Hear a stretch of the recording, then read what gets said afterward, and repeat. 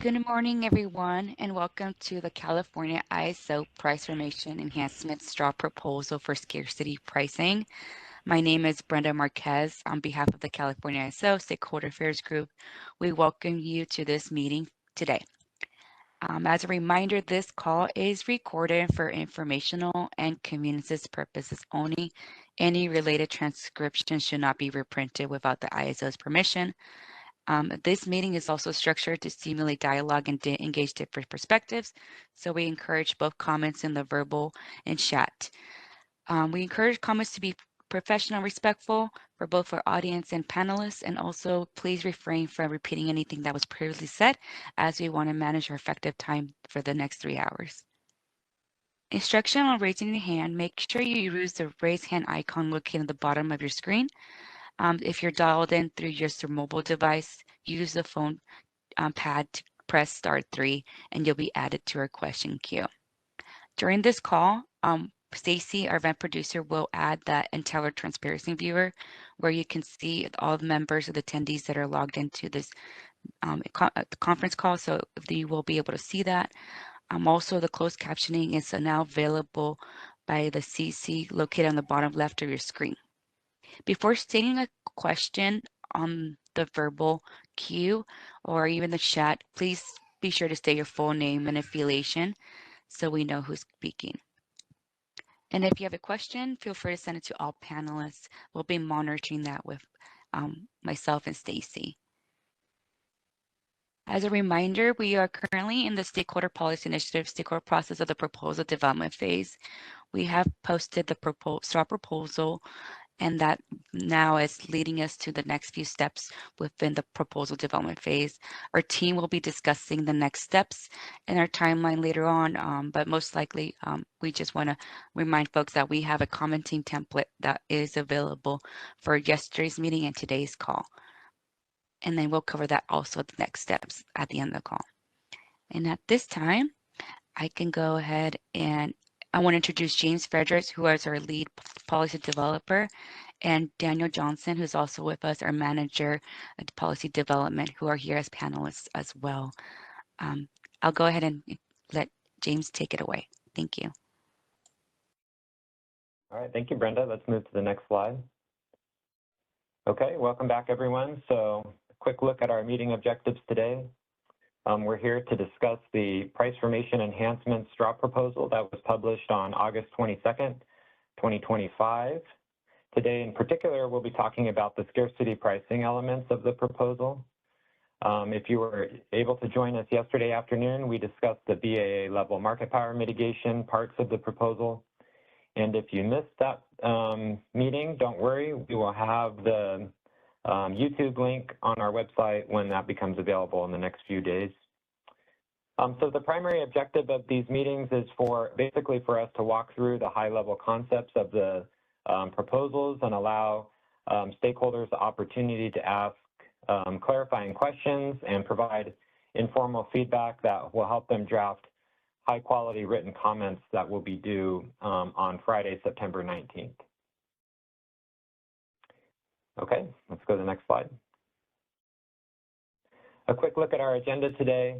We'll be talking about the background and summary of Phase 2 as it relates to scarcity pricing until about 9:45. This part of the proposal covers Section 1 and 2 of the proposal as it relates to BA level market power. And then the next half, or the next two-thirds of the discussion, about 2 hours on the actual proposals and in the ensuing discussion there. And then we'll leave a little bit of time at the end to summarize what we discussed, talk about governance and next steps. Hey, James, we have a question from Chris. Oh, sure. Never mind. He lowered it. Never mind. Okay, no problem. Okay, so as yesterday,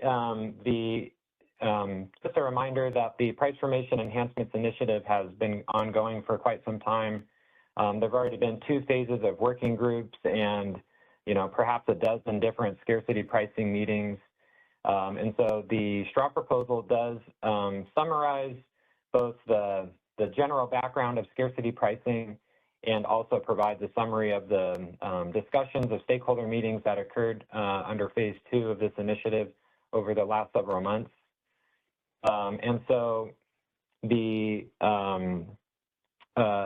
presentation today is goes over these things at sort of a high level, and we'll have the opportunity in the first 45 minutes of this session to catch up on some and refresh our memories on the core of scarcity pricing. But we do encourage folks to, there's a lot of good material back there, and we'll try to link you to some background information as it becomes relevant during the discussion if needed. So we just want to make you all aware of that. Let's go to the next slide, please. Okay, so this slide covers parts of section 1.2.1 of the paper, if you're following along with the paper. The presentation today will more or less follow the structure of the paper in order. So if you have questions or notes from reviewing the paper, hopefully that's helpful so you'll know when to ask your questions if you have them.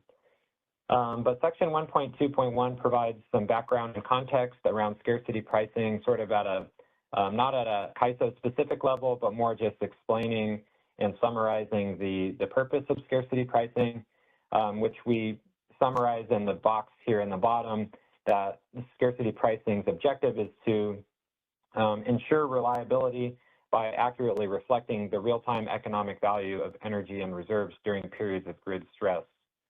And so essentially scarcity pricing is a market feature that allows market prices to rise above the marginal cost of production during scarcity to reflect the value of reserves and reliability when the grid is scarce. And the basic trade-off here that scarcity pricing is looking at is that as reserves, as the amount of available reserves decrease, the system is less reliable. More reserves generally means a more reliable system. Fewer reserves means a less reliable system. And so as the capacity becomes tight and the amount of available reserves starts to reach its minimum amount, then the economic value of an additional unit of reserves starts to have a pretty high value. And scarcity pricing is attempting to incorporate that value of reserves into the market prices. So under scarcity pricing, when you get into scarce conditions, each incremental megawatt is then valued not just by the cost of production for the unit to produce, but also in valuing its role in preventing a system outage. And the scarcity pricing essentially creates really powerful incentives that coordinate the behavior of all market participants in a way that aligns with system reliability, both by encouraging offers, encouraging generators to stay online, encouraging demand that's flexible to get off the system, encouraging the deferral of storage charging and other types of demand on the system. Let's go to the next slide. Section 1.2.1 provides some discussion around the idea of an operating reserve demand curve.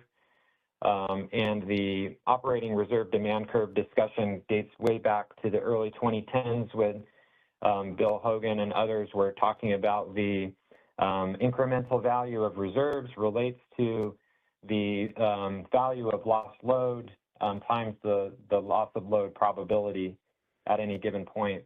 And you can see on the right-hand side, this is figure 5 from the paper. This is a generalized curve of an operating reserve demand curve that comes from ERCOT, and essentially shows that as the amount of available reserves decrease, the incremental value of reserves starts to increase and it eventually converges to some level of value of lost load. And typically within market constructs that use an operating reserve demand curve type system, some of the actual curves are based on the value of lost load. For example, in ERCOT, the value of lost load number is around 5,000, which is sort of a scaled number based on the true value of lost load. Same as in MISO, where FERC recently approved updates to its scarcity pricing and ORDC mechanism. In other markets, so essentially the value of lost load number that's represented in this figure may be sort of a scaled version of the actual value of lost load that yields sort of reasonable market prices. But that's the general idea. And how markets incorporate this value into the market pricing is through the co-optimization of energy and reserves through the market clearing process, and does so through a process called reserve shortage pricing.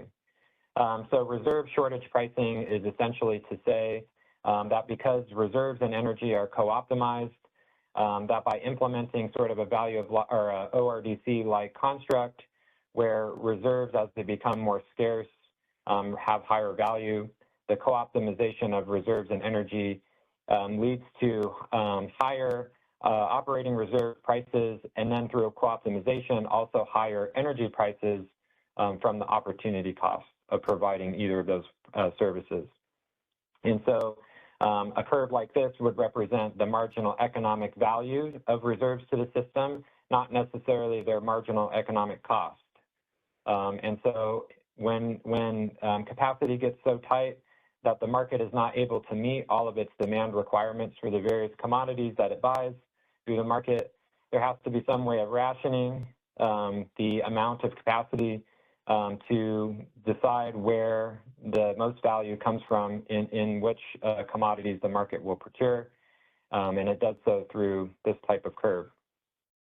And then, of course, as the reserves decline, the reserve and energy prices rise commensurate with it. We'll see if I think there might be one more background slide before we pause. Let's go to the next slide. Okay, we'll stop at slide 9, and then we'll pause to see if there's any questions or on section information in section 1.2.1. I believe, Kathleen, we can go ahead and unmute you if this is the slide you'd like to ask your question. Thank you. Kathleen Colbert from Vistra. I actually just wanted to provide some context as from a company that also participates in other markets, including ERCOT, because I thought this was helpful, but I did have a slight clarification that I think James and the team would appreciate. So for, Kathleen Colbert from Vistra. Vistra is we are TXU Energy, so we are a large participant in the ERCOT market. I think ERCOT is a really good example of this. James, the one clarification I wanted to make, though, is that ERCOT doesn't, ERCOT's in the process of pursuing co-optimization between its ancillary services and its energy. I don't believe it has been implemented yet. It has not had co-optimization in the past. And so it's actually, I wanted to just to help provide this context that the ORDC that you're showing here is not related to co-optimization. And there are different methods that the various markets have taken to, to analyze this and then reflect an reserves shortage within the LMP.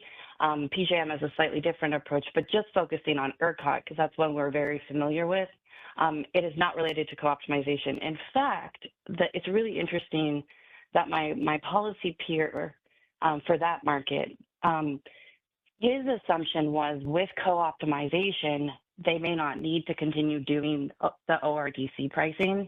And so we've had some really nice intellectual debates around it where, like, I have shared with him my experience from CAISO is that I think it really depends on how the co-optimization is implemented and how effective it is in the ability to service that opportunity cost when you're in conditions leading up to or during scarcity.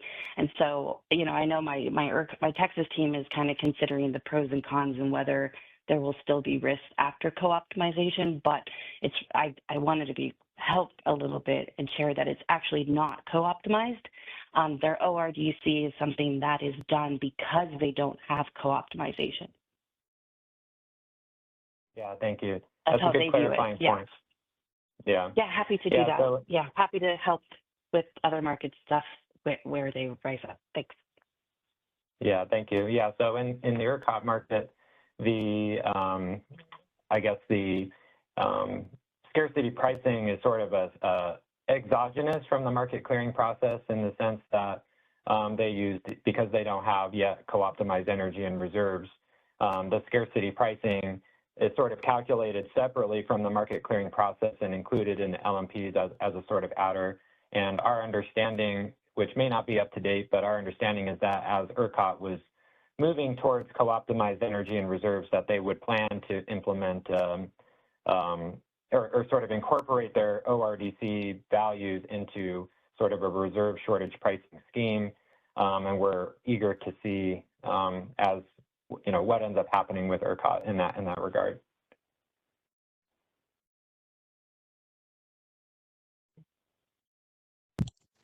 Oh, that's really helpful.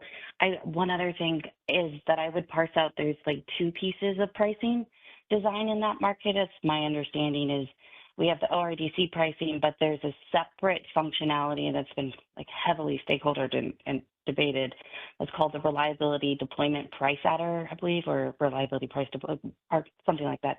That acronym, that is done a bit after the fact, and that is an adder that occurs, when out of market actions are taken, because it can't surface the scarcity when those out of market actions are taken without doing a bit of a counterfactual assessment. So I think of these as two separate elements of their price formation design. The ORDC, which I agree with you, James, my peer has communicated to me that they assume that they will not need to continue ORDC as a part of their price formation with co-optimization, because they have seen it as the substitute for that. So that's why I wanted to surface this clarification in this right now, because it is a core part of their policy debate and issues going on there. The reliability deployment price adder, that I think is how what I heard you just say, define that mechanism. And I do not believe that's going away with co-optimization. So there's kind of two elements. One tracks latent reserves. One is trying to address not just in market, but out of market actions. And I believe that is staying. And we can help confirm that as well. But I think this was helpful. Thanks. Thank you.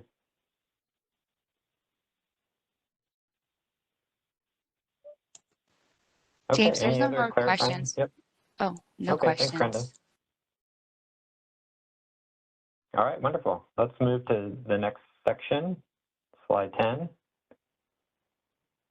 So slide 10 will summarize really in just this one visual, section 1.2.2 of the paper, which transitions now sort of from a high-level look at scarcity pricing general towards scarcity pricing in the CAISO markets. And it's broken up sort of into two different sections visually here. On the left-hand side, we have scarcity pricing that relates to the concept of reserve shortage pricing, because the CAISO markets do co-optimize energy and reserves. And so we do have a couple different mechanisms that enable reserve shortage pricing in our market. The Scarcity Reserve Demand Curve, or SRDC, is a mechanism that enables the market to set prices for ancillary service products. That would be regulation up and down, spin and non-spin, when they're short of those products, short of meeting the requirements. And then there is the flexible ramping product demand curve that's implemented in the real-time market that allows the market to trade off the procurement of additional flexible ramping product. If the price exceeds the demand curve, the market will not procure it. And also in the future, an imbalance reserve demand curve in the day-ahead market, which functions similarly to the FRP demand curve for the imbalance reserve product. But we also have what I'll sort of bucket as related scarcity mechanisms. These are not scarcity pricing as you would traditionally think about it, or very a purist might not think this is scarcity pricing, but they are constructs that come up during scarce conditions that are important to discuss. Of course, power balance constraint violations, and when the market is not able to balance supply and demand, would violate the power balance constraint and set prices at penalty prices that reflect the bid cap. And relevant for the WEIM, there is also available balancing capacity that's it's essentially a set-aside amount of capacity that a WEIM entity can rely on. If there's a pending power balance constraint violation, the market can sort of use this available balancing capacity to avoid a PBC violation. There's also FERC Order 831, which we've talked about a lot in the history of this initiative, which relates to the prices that the supplier can offer, and also the bid caps.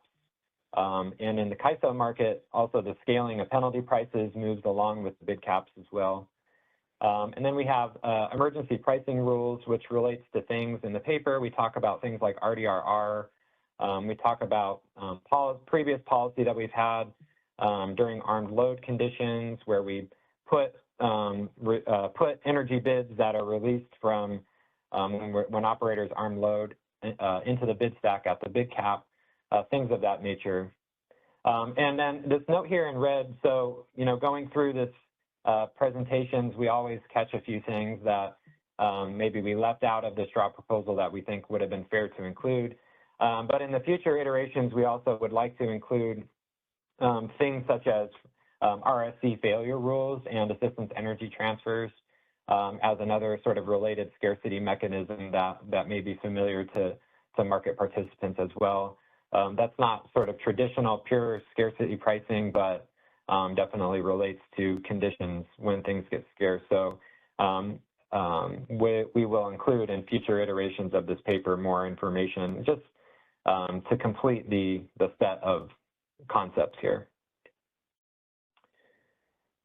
So I think that's the only slide for section 1.2.2, and just take a quick pause to see if anybody had any clarifying questions or comments on that section. And I'll just note, I mentioned this yesterday, that it is helpful for us to know also in terms of the actual document, there's a lot of helpful suggestions about places where more examples could be provided, or the ISO could elaborate on certain things. If you think in the actual document, there you have suggestions about things that we can do to make the information more clear, that's also really helpful feedback for us. So any comments on this section?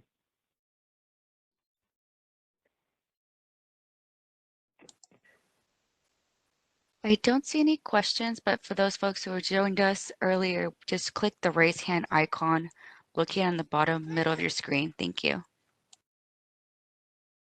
Okay, let's go to slide 11.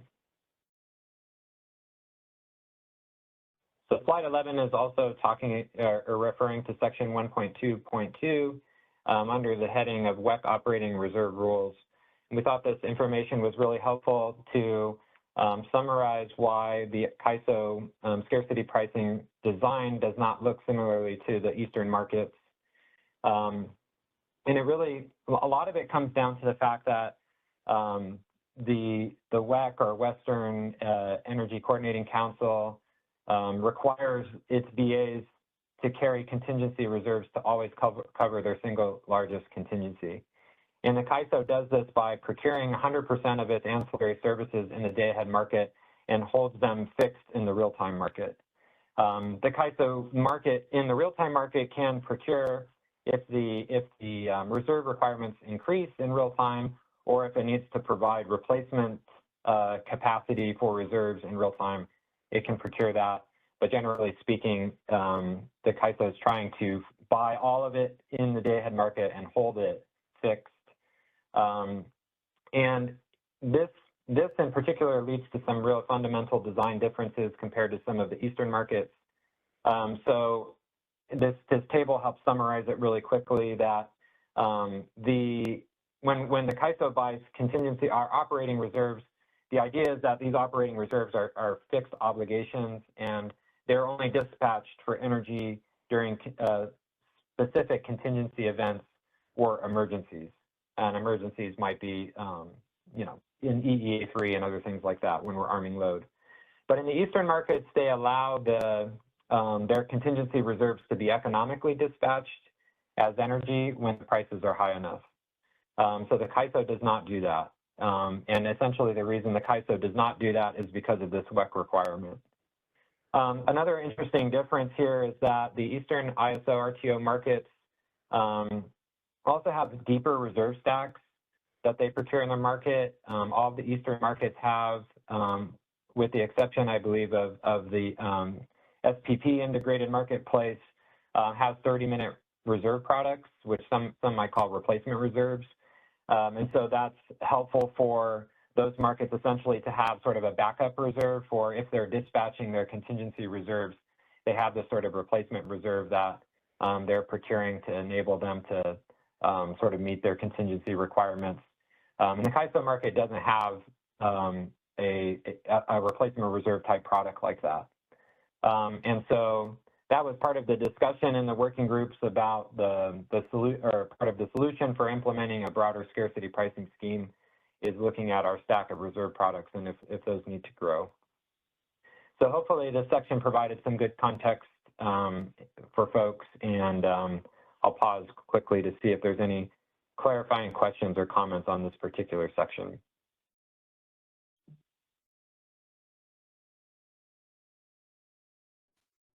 Let's go ahead and unmute JK, and please be sure to introduce yourself and the slide number you have a question on.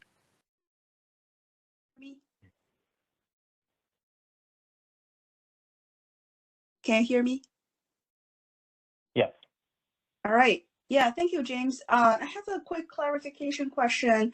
So the slides you're showing mentioned that the contingency reserves are treated as fixed obligations, but in the previous slides, it also shows that we do have a reserve shortage pricing for scarcity reserve demand curve. I'm a little confused because my impression is the previous slides, that's right. So it does allow us to forego some of the reserves while the price is too high in the co-optimization mechanism, but it seems not what is stated in the table you're showing here. Maybe I have a misunderstanding of what a contingency reserve is. Can you help me to understand that? Sure, I'm happy. That's a great clarification. So the scarcity reserve demand curve, essentially, the market is going to try to buy 100% of the operating reserve or contingency reserve requirement in every market interval and hold it to the extent possible. And the scarcity reserve demand curve can trigger sort of in two different conditions. One is if the market does not have sufficient bids to meet the requirement. In that case, procuring 100% of the reserve requirement is not possible.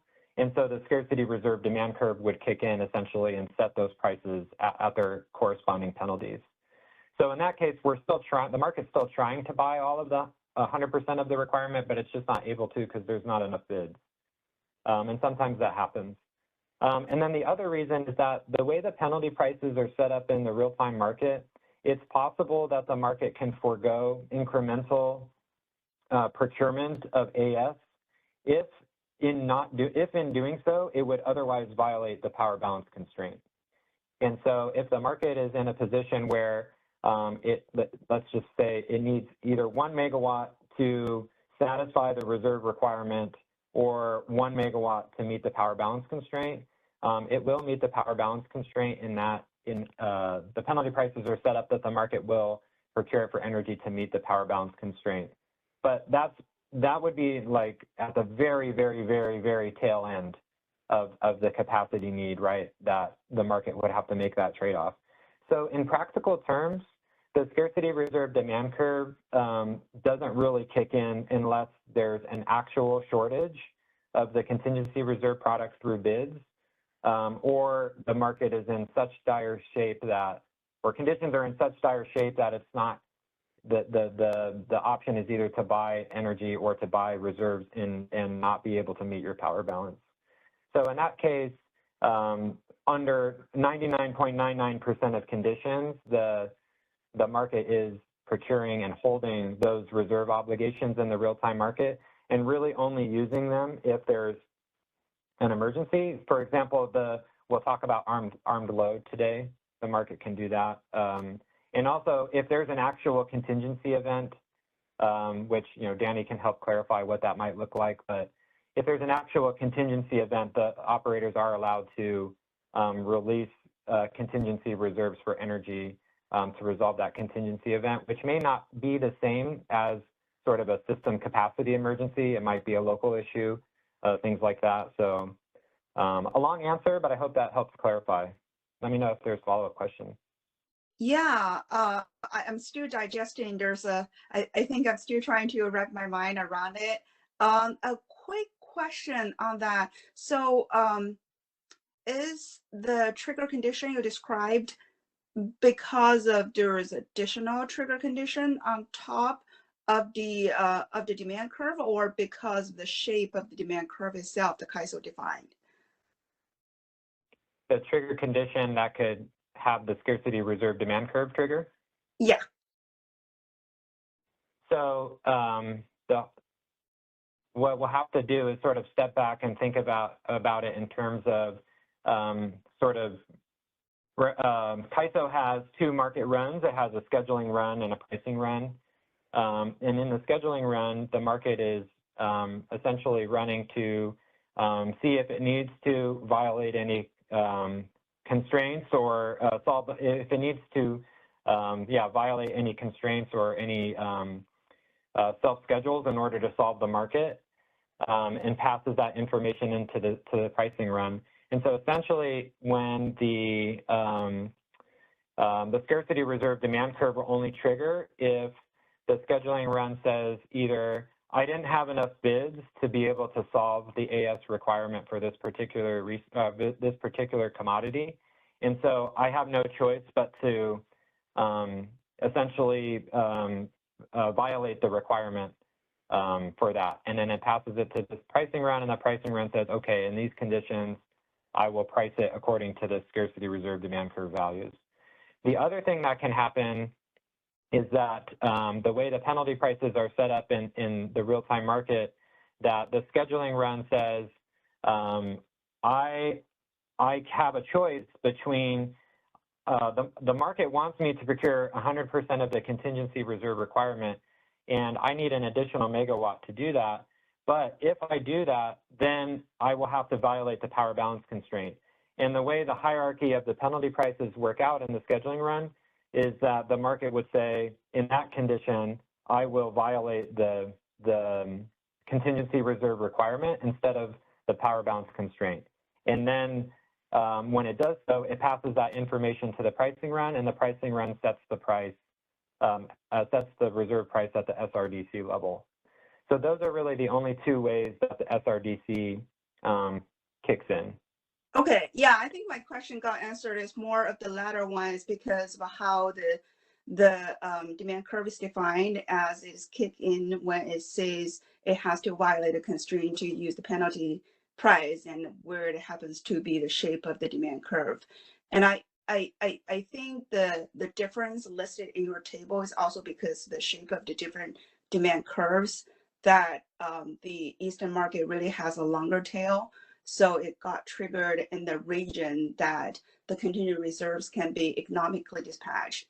Yeah, let me know if I have any misunderstanding, but this is really helpful. Thank you. Yeah, another way to think about it is that like for the flexible ramping product demand curve, the flexible ramping product demand curve enables the market to trade off energy and FRP on an economic basis, such that at certain price levels, the market says, I'd rather buy energy than buy FRP at this price level.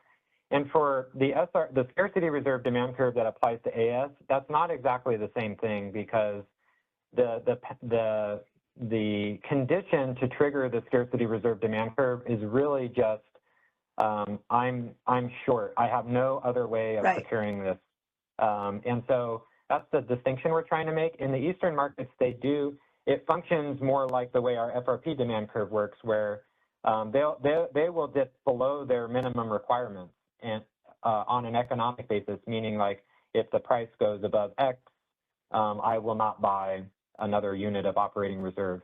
And so they have these replacement reserves to help them manage that, number one. But there's also differences, I guess, in, this is sort of beyond my expertise, but differences in the way that the Eastern grid is so interconnected between other markets and other systems that enables them to ride through a loss of contingency reserves better than we do in the WEC. And so there's also sort of a sort of regulatory in terms of grid operating regulation that enables them to have their markets perform that action. Yeah, yeah, that's a great example. Thank you so much. I think the FRP example really helps. And just re-elaborating my own words, I think if we look at how the problem is formulated in the scarcity demand curve, that we stop or reduce the procuring of contingency reserves, it is because there's a penalty price involved in that curve, while in the FRP is more of an opportunity cost. So the cost of function does not have the penalty price involved, and everything is embedded in that equation, the constraint of the total output generation can provide. This is really helpful. Yeah. And for the Eastern market, it's interesting that you mentioned there is a replacement reserve. I'm not an expert of that, but later in the discussion, if there's an opportunity, I'd like to hear from you like more about it. And do you think there's any applicability that we use that in the CAISO's market? Sure. Yeah, I'll just say that there isn't, I don't have space for that in this presentation, but I'm happy to take that up quickly, which we can provide. There were working group sessions where we talked a little bit about the different reserve products in the different markets. If my memory serves, I don't think that we got really deep into what a 30-minute replacement reserve in the Eastern markets looks like. And perhaps we can revisit that in future proposals to make that a little clearer. Because in some of those past working group meetings, what we discussed is that one of the ways our market could potentially implement sort of a broader scarcity pricing scheme is by going ahead and adding a 30-minute or some type of reserve product to our existing stack. And so that's kind of the history of that that we're looking at those Eastern markets and saying, well, we can, because essentially what that enables you to do is that in our market, we need to be able to hold the contingency reserve minimum requirement, but essentially, in a sense, you're buying more reserve and allowing you to sort of extend the scarcity pricing to into more of an economic range, I guess you can say, like FRP, where you can start trading off the energy and these 30-minute reserves. And so, a spoiler alert that the feedback that we got from stakeholders when we had that working group meeting was essentially that the implementation of a brand new reserve product is a lot of work. And perhaps there are less challenging ways of going forth with a broad scarcity pricing design, but I wouldn't say that idea is off the table. And I think it's still worth, in the future, continuing to discuss that as an option. Yeah, so I hope that helps. Yeah, sure. Sorry to get this detracted a little bit. I also related to DMM's comments of extending the horizon of FRP. So I think that will be interesting. And thank you so much for the examples. This is really helpful. Yeah, for sure. And I think those could be exclusive options potentially, or you might have a little bit of both. There's no reason necessarily why you would need to pick one or the other, but they're all part of a suite of different potential options that might be good for the future. All right, thank you. Thank you.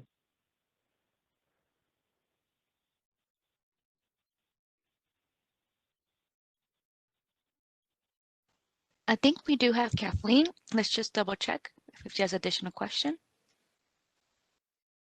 Yes, thank you. Kathleen Colbert from Vistra. Can you hear me? Yep. Okay, great. No, I thought that was a helpful back and forth. I have two things, but first, just to react to your and JK's exchange, I thought that was really fascinating. I'd like to add my experience as someone who has been a PJM stakeholder. So I did PJM stakeholder work for 2 years. So came back to the CAISO because I love you guys so much. But when I was doing that, one of the big efforts we were working on was ancillary service, scarcity pricing design. So we spent a significant amount of time working on this as a stakeholder. And I did want to clarify something, James, just because I don't want people to walk away from what you're presenting thinking that the way that a PJM market participant or the operator thinks about their ancillary service design as like voluntary, because there's a way of how you've been saying it that someone could walk away with that idea. I did want to be really clear. They do not think of this as voluntary. Whether or not they prioritize, put a higher penalty price, they put a higher penalty price or value on meeting their energy requirements over their ancillary service requirements, but that's a judgment call from a design perspective. But as a ethos, they have the same perspective of we need reserves, we procure reserves, we ideally maintain our reserves. We need those reserves in an event, in the case of an event. Like they don't, in fact, so much so that they've spent a lot of time working on sending the right ancillary service scarcity pricing so that they are procuring those reserves. So I just wanted to make that quick clarification. And I believe you have the same view. The way you were talking about it almost sounded like you were insinuating it was more voluntary and opportunity cost, and that's really not how they view the products. Yeah, I agree. That's really helpful. Yeah, and I hope I didn't provide, make that misinterpretation too deep, but yeah, totally agree that they're not intended to be. Yeah, I think you captured it well, and I just would agree with the way you put it. Yeah, I think we're on the same page. I just wanted to crystallize it and have it in the record just so everyone else was on the same page too. It's a really interesting comparison though, because, when I think about scarcity pricing here, it actually is the model that it's the one I think about because I also worked in that market of wow, that would be a nice improvement.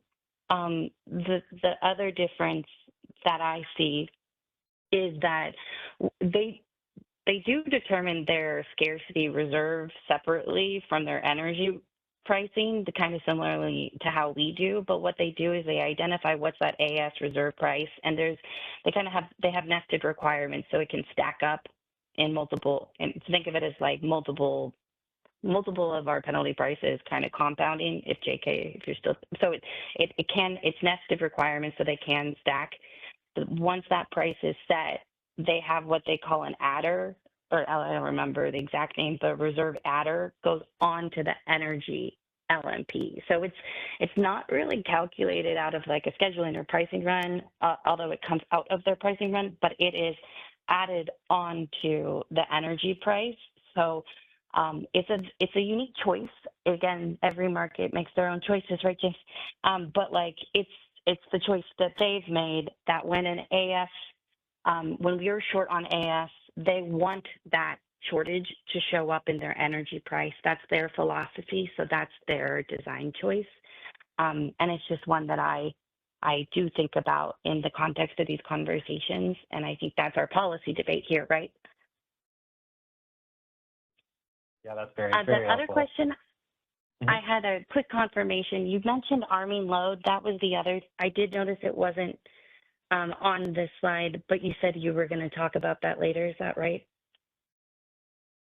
Yeah, and I in my mind, I bucketed arming load in the term emergency here where it says they're dispatched for energy only during contingencies or emergencies, and I had arming load in my mind as part of the bucket of emergency. Yeah. Okay, that's really helpful. Thank you for confirming and clarifying.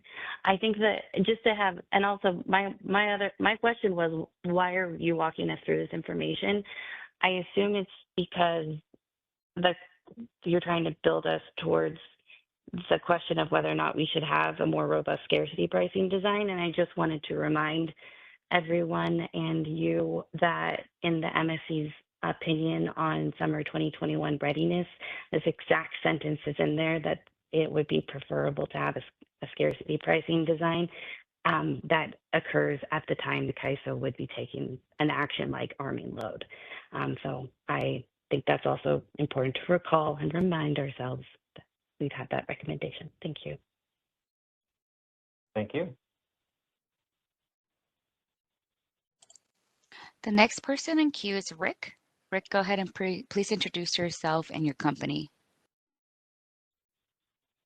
Hi, this is Rick Benitez, VENGC, representing developer various sectors, clients. I'm also Kathleen. I hear you. I'm seconding what she said. I'm also a stakeholder over here at PJM for various clients as well that are in both the footprint. And to buttress what she was saying, there is a must offer that has to happen through the managed reserve. There's both on synchronous, non-synchronous, real time. So that gap is always shown of, this was the need capacity and showing both on the day ahead market and various things. So there is that must offer availability, which ties back to the LCC and resource adequacy in order to understand what's happening, and reserve certainty task force. I sit in those committees and task force, so it's very much, I'm able to, James, if you want to chat, or I'm actively a participant and currently over here at PJM as well. I go back and forth for both, so I'm double duty.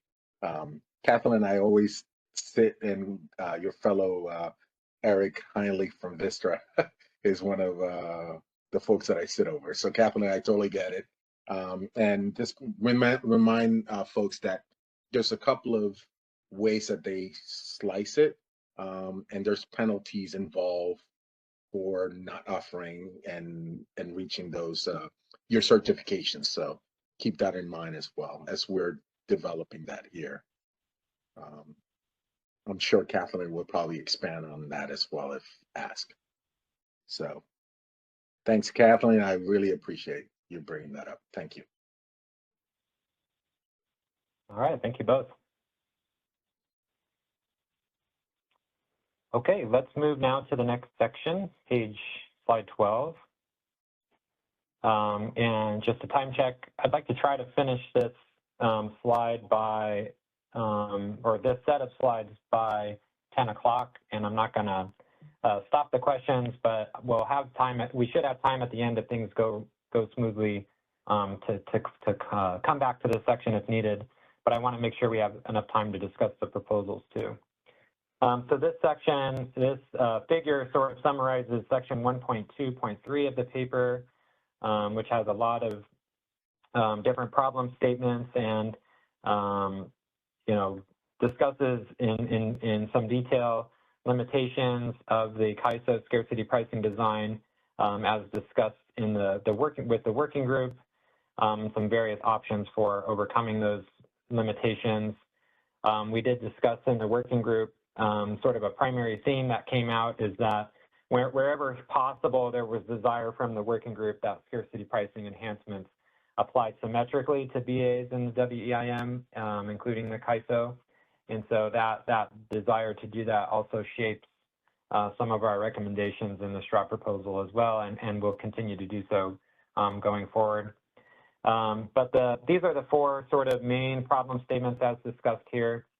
That, sort of as mentioned with JK, the scarcity reserve demand curve is not really a great tool for scarcity pricing the way we traditionally think about it and the way we explained it in concept in the earlier slides, because it's not designed to trigger unless there's an actual shortage. And so there's also limitations in the terms of the way the CAISO procures ancillary services in the real-time market that, absent those limitations, the scarcity reserve demand curve may in fact trigger more often because the market would, if we had full reoptimization of reserves in the real-time market, may be able to make better trade-offs between AS and energy. And also, of course, that because ancillary services are only procured within the CAISO BA in both the WEIM and the EDAM that any scarcity signal coming from that curve would relate only to the CAISO BA's scarcity. Number two, I think is probably the biggest issue that we discussed in the working groups, which is essentially that because the scarcity reserve demand curve is only kicking in when an actual shortage occurs, that you can describe that as a reactive price signal and not a proactive price signal. And scarcity pricing, the gold standard scarcity pricing designs are intended to be proactive, meaning that they kick in before the actual shortage condition occurs, which is the whole point. That you want to be able to price in the value of reserves and let the market and market participants through their bids and offers, sort of behave in a way that corrects the shortage before it actually happens. And the working group discussed extensively that the CAISO's design is lacking in that particular area. Number three, we discussed in the working groups that penalty prices in the CAISO market are anchored to the bid cap, and including the various demand curves in the market's using, and not to necessarily a true reliability value or outage cost like a value of lost load would be, or some scalar of the value of lost load. So there's really no economic basis for having penalty prices that for demand curves that relate to the bid cap because they're not measuring the same thing. Bid caps relate to supplier costs. Demand curves relate to economic value of the reserve products, and they're not going to be the same values. And so that ties in there. And then finally, there was discussion about generally the concerns about price suppression during emergencies, where broadly speaking, there can be actions out of market or emergency supply activated during emergencies that, if not designed properly, can have price suppressing effects during scarce conditions, which is, contrary to the goal of scarcity pricing and good price formation during scarce conditions. And so we looked at some of those in the working group. Let's go to the next slide. So this will be the last slide of this section, and then we'll pause again for clarifying questions on these two sections. But this one slide, one visual attempts to summarize all of section 2.2, which spans several pages. And the reason why I have this only on a single slide is because this is essentially a summary of the working group discussions from phase 2. And so if you've been participating in the working group since the beginning, some of this information should be familiar to you. And if you haven't, if you're new to the initiative, we encourage you the document or the straw proposal has links and references to all of this information. It's also on our webpage, and we can help you find that information if you ask for it. So the phase 2 of the working group as it relates to scarcity pricing essentially had 4 different meetings broken up into these 4 different boxes, starting with enhancements to our AS procurement and really exploring the idea that of full AS reoptimization in the real-time market and what price formation benefits that would bring. The stakeholder view as it relates to the formal comments that were submitted on this seem to acknowledge the potential benefit to price formation of having AS reoptimization, full AS reoptimization in the real-time market, as well as the benefits to general market efficiency. But the general view, and CAISO shares this view, is that the changes that result from AS reoptimization are really complicated and have a generally weak link to the core scarcity pricing problem, which we think of it being more in section 2 here. And so as a result, the feedback that we got seemed to align with that stakeholders felt like this should be addressed in a separate and longer term policy effort, which internally that we are taking that into account. And so we do plan to have that in the back of our minds in our longer term policy planning efforts and take that up at a later time. In terms for mechanisms for gradual price increases, this was a different session. We explored basically 3 different ideas for essentially having more gradual and proactive scarcity pricing in our markets, which included extending the FRP demand curve which the Department of Market Monitoring presented, extending contingency reserve procurement with using the existing spin and non-spin functionality, and then of course creating new reserve products like a 30-minute reserve that we discussed in the earlier slides. And from the stakeholder comments, there was quite a bit of skepticism here. You know, there were several entities that had, you know, preferred approaches. And I think generally speaking, not universally, but generally, extending the FRP was seen to be as the most promising path.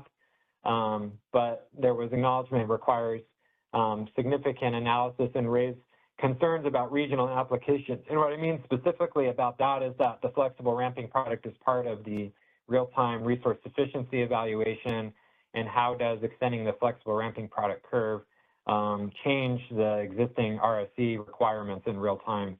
And that's going to have to be something that we think about in the future for really any of these reserve products for that matter.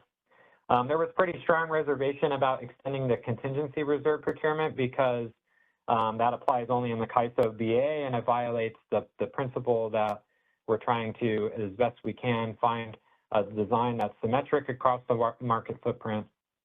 And there was a lot of reservation about implementing a new reserve product, given the amount of policy and implementation work that would require at this time. And so overwhelmingly, the feedback was that you know, the ISO should consider more incremental changes under the constraints or confines of the existing market design, and we can have sort of a longer view for a more comprehensive scarcity pricing redesign that, you know, takes place on a longer term basis. There were also some suggestions to consider an approach that uses sort of the energy supply margin as the basis for pricing, scarcity pricing in a way that doesn't rely on changes to the reserve products. And the ISO had some or voiced some concerns about that in the straw proposal, but we're open to considering or continuing to consider that approach if, and we'll have stakeholder comments. You know, we'll be asking for stakeholder comments on this if, you know, stakeholders think that it's worth thinking harder about that type of approach versus, you know, waiting for other reserve type products to be formalized, then we can certainly look at that. And number 3, this would have been the afternoon session of that meeting, which was to explore the idea of shifting the basis of our penalty prices from the bid cap to a value of lost load estimate, and also the inclusion of circuit breakers. Circuit breakers is a terminology to refer to a market design that will essentially cut off the scarcity pricing after some duration. And there was generally the stakeholder view was pretty opposed due to concerns about various complexities and accuracies of the estimate, and they go into more detail in the paper about that. But there was also a lot of agreement that in general, if the CAISO were, or the market were to move in this direction, that circuit breakers would be a very important consideration. And finally, pricing during emergencies, really thinking about ideas around ensuring market prices reflect scarcity when operators take emergency actions, which are, you know, potentially related to the other 3 ideas. But really, we're looking at discrete actions that are taking now. You know, things about activation of emergency resources and other out-of-market actions potentially, and what, if anything, the market should do in terms of price formation when these things happen. There was some mixed opinions about, you know, whether certain programs should trigger scarcity pricing in the CAISO market, and acknowledging there's a lot of different programs out there across the balancing areas and how to harmonize market pricing for all these various programs. But there did seem to be general support for the principle, at least, that during load shedding events, that prices should reach the highest possible levels to signal the most severe conditions here. So we'll stop to take questions or feedback on sections 1.2.3, which was the previous slide, and this slide summarizing sections 2.2. First, we got Kathleen. Great, thank you. Kathleen Colbert from Vistra. James, I guess I'm wondering if the point of this summarizing the section is just to provide a summary of stakeholder comments, or if there's something substantive in here outside of that.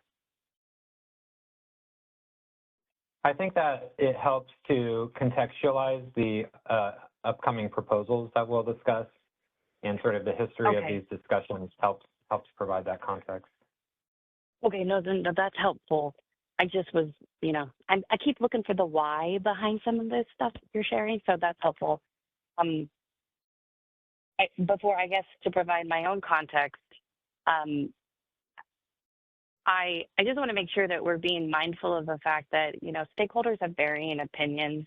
So I can have a position or an opinion, and a different stakeholder can have a different one. So having mixed opinions isn't necessarily bad.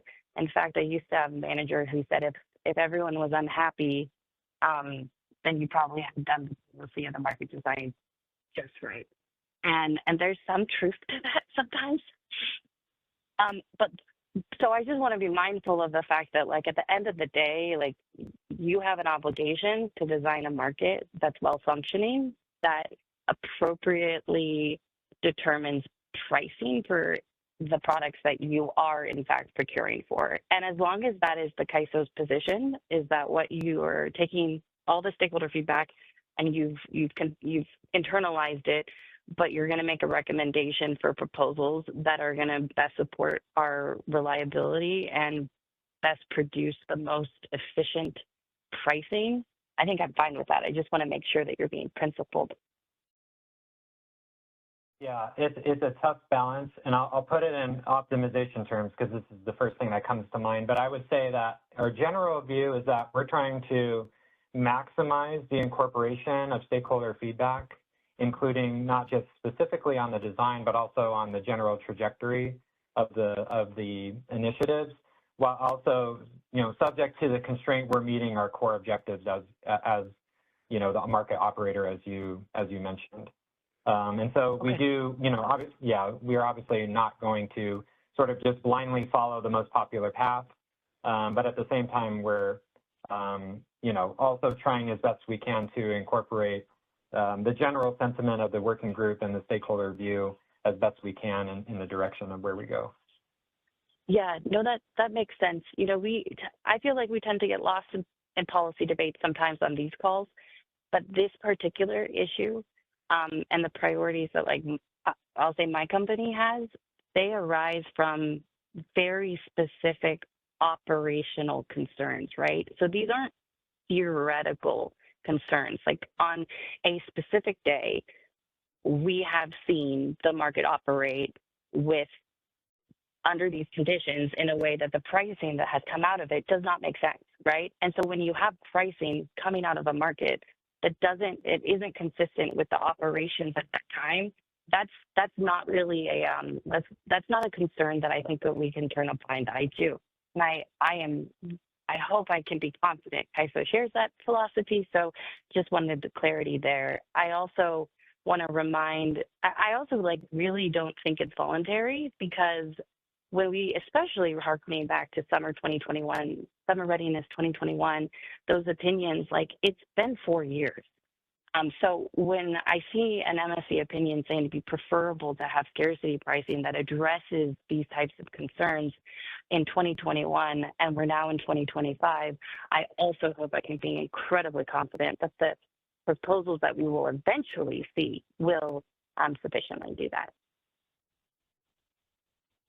Yeah, and we the proposal does talk about this, a bit, that we share the priority of these ideas, and we'll talk about this a little bit more in the next section, but sort of where that fits in. And we're open to, that's why we're going to have these calls, is to get sort of the general sentiment of the stakeholder groups in helping us all sort of align on a trajectory of where to move forward on this. Kathleen, this is Danny from the ISO. I think that the proposal that James has put out does improve scarcity pricing. Does it go as far as all stakeholders would like? Probably not. But what James is highlighting here is that when we explored these different alternative design choices that we could move forward with, we didn't see a consensus priority that this is the direction the ISO should move in. So to the extent that that changes and we get additional feedback, obviously we would want to be stakeholder-led and prioritize what stakeholders would prioritize. But this proposal does improve the scarcity pricing that the CAISO would have right now.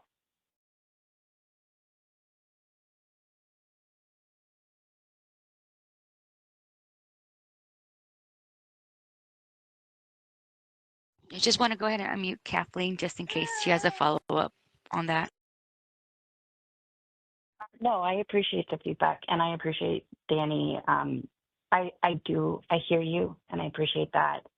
I guess what I struggle with is maybe what are the metrics by which we can evaluate what is sufficient for now, and then what are the metrics by which we're going to say what can we defer, but then if we're deferring it, what's our plan for addressing it? I think that's probably what will be helpful. And to the extent that you and other stakeholders could try to help us formalize and measure that, I think we would be all ears, because it is challenging trying to incorporate all this feedback and figure out what the consensus is and what are the nuances within all the comments that we receive. Understood. Thank you.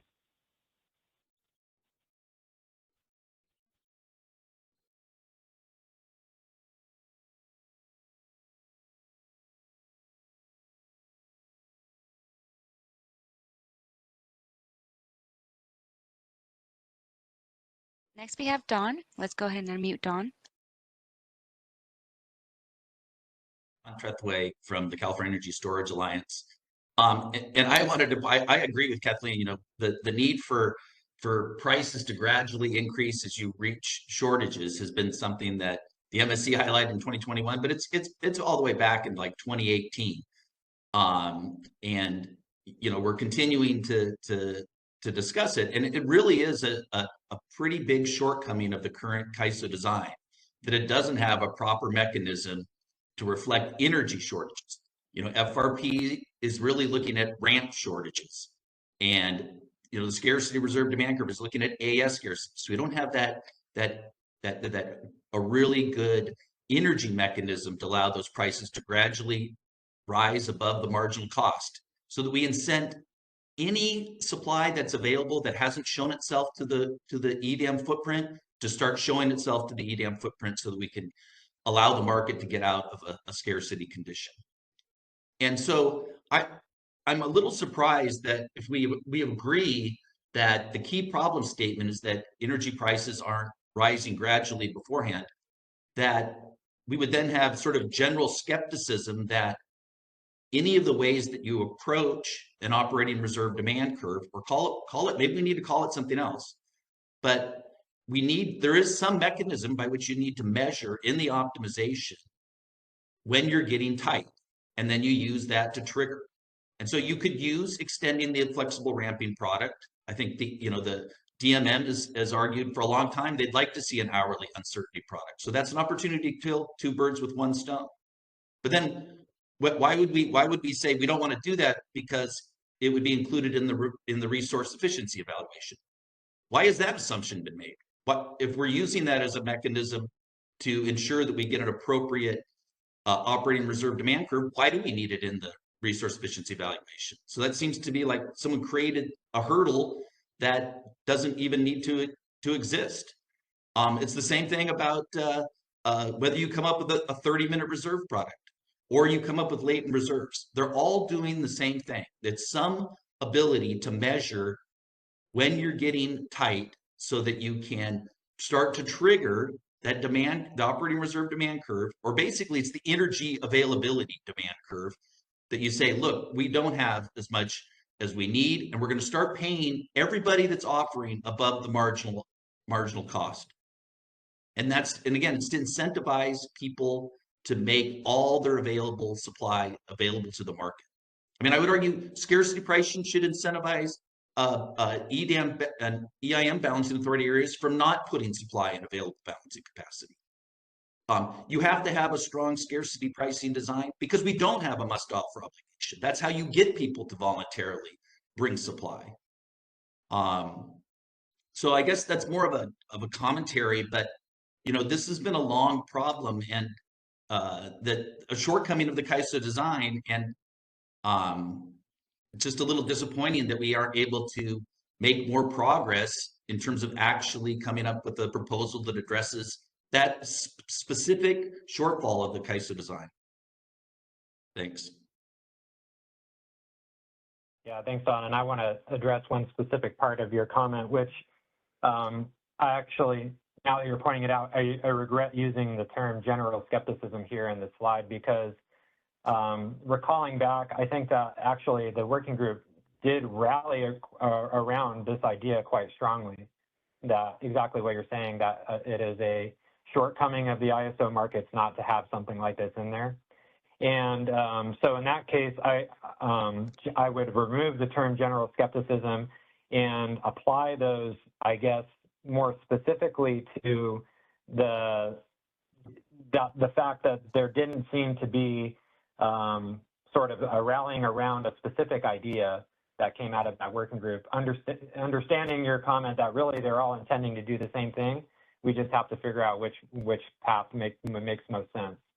And so we'll talk a little bit. I don't want to leave the impression either necessarily that, we'll talk a little bit about this in the next part of the slides, but there are other types of issues that, the ISO is prioritizing that it makes sense to think about and accomplish before moving into this stage of the scarcity pricing. And we can, we'd love to hear from stakeholders if they share those ideas or not. But the stakeholder feedback formed a part of ultimately our recommendation in the straw proposal that the scarcity pricing options here be quite limited and allow for more time to think about and rally around a specific idea that may require some additional work from the ISO and its market participants. And so we'll get back into that in section 3.1 or 3.2, I think, in the upcoming slides, but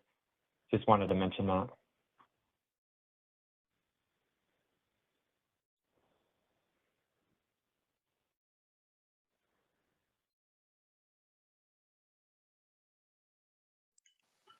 Okay, next we do have Callie.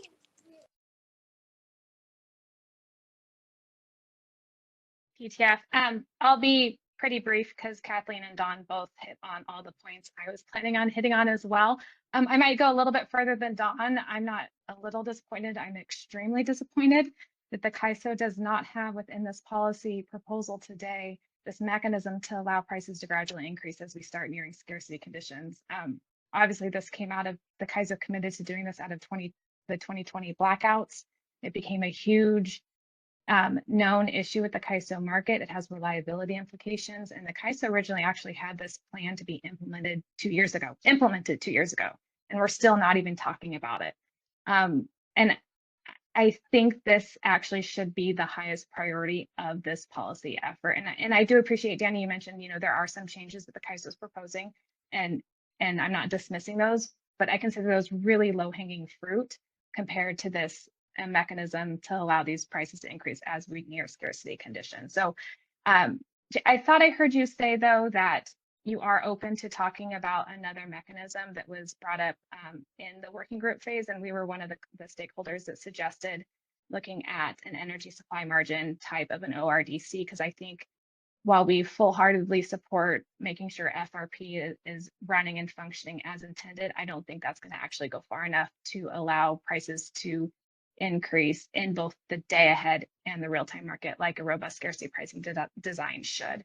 And I think, the AS, redesigning the AS also has some shortfalls as well. So if I heard you correctly in that you guys are actually open to designing and looking at an approach that is based on energy supply margin in this effort and not delaying that, then I'm happy to continue having those conversations. But if you can confirm that you guys are actually going to start talking about that sooner rather than later, that would be great.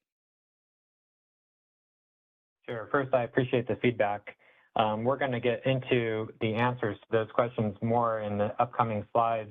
I will say the proposal does offer Well, I think it might, after I go through the slides of that particular section, it might be good to come back to these questions so I can sort of provide the full context first. Okay, fair enough. No, I can hold off until that section. Okay, thank you very much.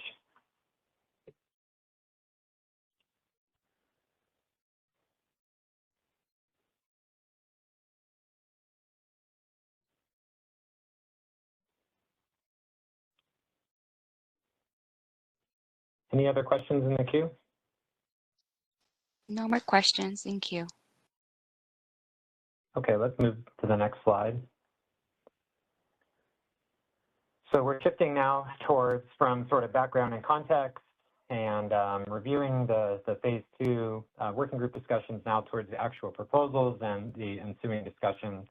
So this will relate all to section 3 of the paper and its various subsections for the scarcity pricing portion. Let's move to the next slide. So this section highlights, at least from the proposal, a lot of what we have just been discussing on the previous slide as it relates to sort of more of the strategic context and looking at the trajectory of the scarcity pricing, redesign that I think everyone agrees is needed, and talking about some of the, essentially the ISO's recommended trajectory for this, and again, we're open both to the informal feedback here today, but also we'll be making sure in the comment template there's room for these things to be discussed and everyone can weigh in. But, the proposal mentions that I think the CAISO and stakeholders both agree that footprint-wide scarcity pricing redesign is a high priority. And essentially, as it relates both to the feedback that we received in phase 2 and in some other issues that are sort of cropping up here, as we're looking to do, to sort of rally around a specific way of doing it. Some other things have come up that we think are important to address. And 2 of those mentioned in the paper relate to ongoing efforts to improve FRP performance. Some of those are ongoing, and also there has been some desire in the catalog process and roadmap process to sort of review and refine how uncertainty products are working after the EDAM launch. And so from that perspective, in terms of timing, the proposal sort of suggests that it may be premature to be thinking about if we're going forward with a FRP, extended FRP product in order to help with the scarcity pricing, that it's probably better to address sort of the issues that are already ongoing in various stakeholder forums with the FRP product, and look ahead towards some additional work that may be down the road in terms of evaluating how the uncertainty products are working, both FRP and the imbalance reserve after the launch of EDAM. Second, as it relates to the ancillary service procurement, as we've mentioned, we think that the opportunity to improve price formation and market efficiency by enhancing real-time market AS procurement is really high. The connection to scarcity pricing may be rather weak, but there may be potential in the future to potentially end the asymmetry where only the CAISO BA procures AS through the market, as perhaps future EDAM or WIM enhancements, where we might look at real-time market AS procurement redesign that would include the extension, potential extension, or at least discussion of it, of extending those products into the broader market. And so for those reasons, and really for the feedback that we got from stakeholders that sort of redesigning a new 30-minute reserve product was going to be a big policy effort and implementation effort that might take some time. The ISO just doesn't see at this point solid footing or solid ground to be extending any of the ideas that were presented in the working group at this time. However, and so for those reasons, the proposal at this time offers only really targeted incremental fixes that are intending to improve more immediate issues that under the current market design construct.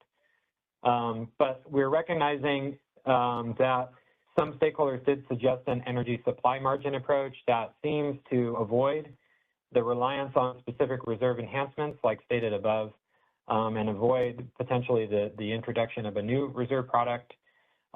We have some reservations about that as we understand the idea, but doesn't mean that these things can't be worked out as a working group.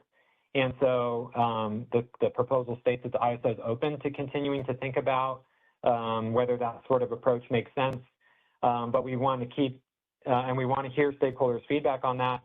And we just want to ensure that if we were going to go down that road, that stakeholders were clear that some sort of energy supply margin approach would be the long-term durable framework that we would use going forward in the Western markets, and that you know, we think that given what we know, that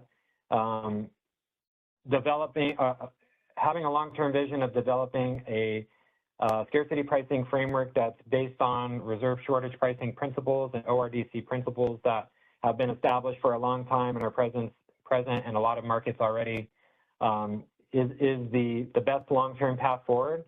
But again, we're open to pivoting on that if there's a strong push to look at potential options that don't rely on updates to or enhancements to the existing reserve products that we would need to extend to make this scarcity pricing vision a reality.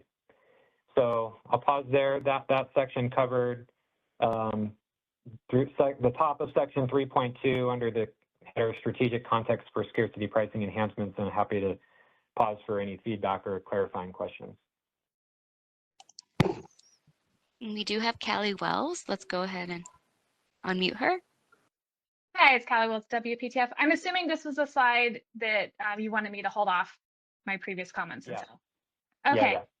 Okay, perfect. So couple quick questions first and then some comments. So can you elaborate more on what you mean by an energy supply margin creating false scarcity? Well, the idea as we understand it is the market would be identifying at any given point the amount of energy bids that are available for the market to solve relative to the amount of demand, and using the difference there as a proxy for sort of the slack or reserve capacity available to the system at any given point, with the idea that as that margin decreases, you're in a worse reliability state at any given time. But that's as we understand the option, and we're happy to brainstorm on either different or better ways of interpreting that. Yeah, I guess I don't understand how that would be false scarcity. That's almost the definition of scarcity. If your supply margin is becoming smaller and smaller and smaller, you want those stronger price signals coming out of the market before you actually hit scarcity conditions. So I'm happy to elaborate on this more, hopefully in another iteration when you guys kind of, maybe we can put some more time and thought into this design, because I really do think it has some benefits to allow us to get this robust scarcity pricing design in place sooner rather than later. I mean, we're looking towards, you know, a market here the next couple of years where there's going to be potentially multiple markets operating in the West. And if the CAISO does not have a robust scarcity pricing design in place, any voluntary additional supply that's out there is not going to come to the CAISO. It's going to go somewhere else because we're not sending that signal that we should be, and that puts the CAISO in a huge reliability risk. So again, I know I said it earlier, I really, really strongly encourage and hope the CAISO will give more thought to this type of design, and sooner rather than later. Considering this a long-term vision, is in my mind kind of unacceptable. I mean, it's been the CAISO's plan for over 4 years now to have a robust scarcity pricing design in place. It is no longer a long-term vision in my mind. It is absolutely something that should have been in place in a high priority for several years. And then just lastly, you know, the CAISO for the last several years has always said, before we move forward with market power mitigation, we will make sure that scarcity pricing, a robust scarcity pricing design is in place. Those two have always been linked together. And what I'm hearing from the CAISO based on yesterday and today is, never mind, we're going to move forward with market power mitigation, and we're not going to have this robust scarcity pricing design in place. So just, you know, I, again, really encourage the CAISO to go back, circle up internally on this, and put this robust scarcity pricing design, specifically an ORDC type mechanism that allows prices to increase as we start to hit scarcity conditions, a high priority, like it should have been for several years. Thanks. Yeah, I appreciate the feedback, and I'll make 2 points. I generally agree with the comment that energy supply margin can be a good proxy for the impending reliability condition, but in the way that the WAM works, we don't think that that link is very strong because the WAM BAs are not required to offer all of their supply, and so at any given point, you know, a WAM BA, in order to meet its resource efficiency evaluation requirements, is only required to bid in the amount of supply that they're needed to pass the RSE.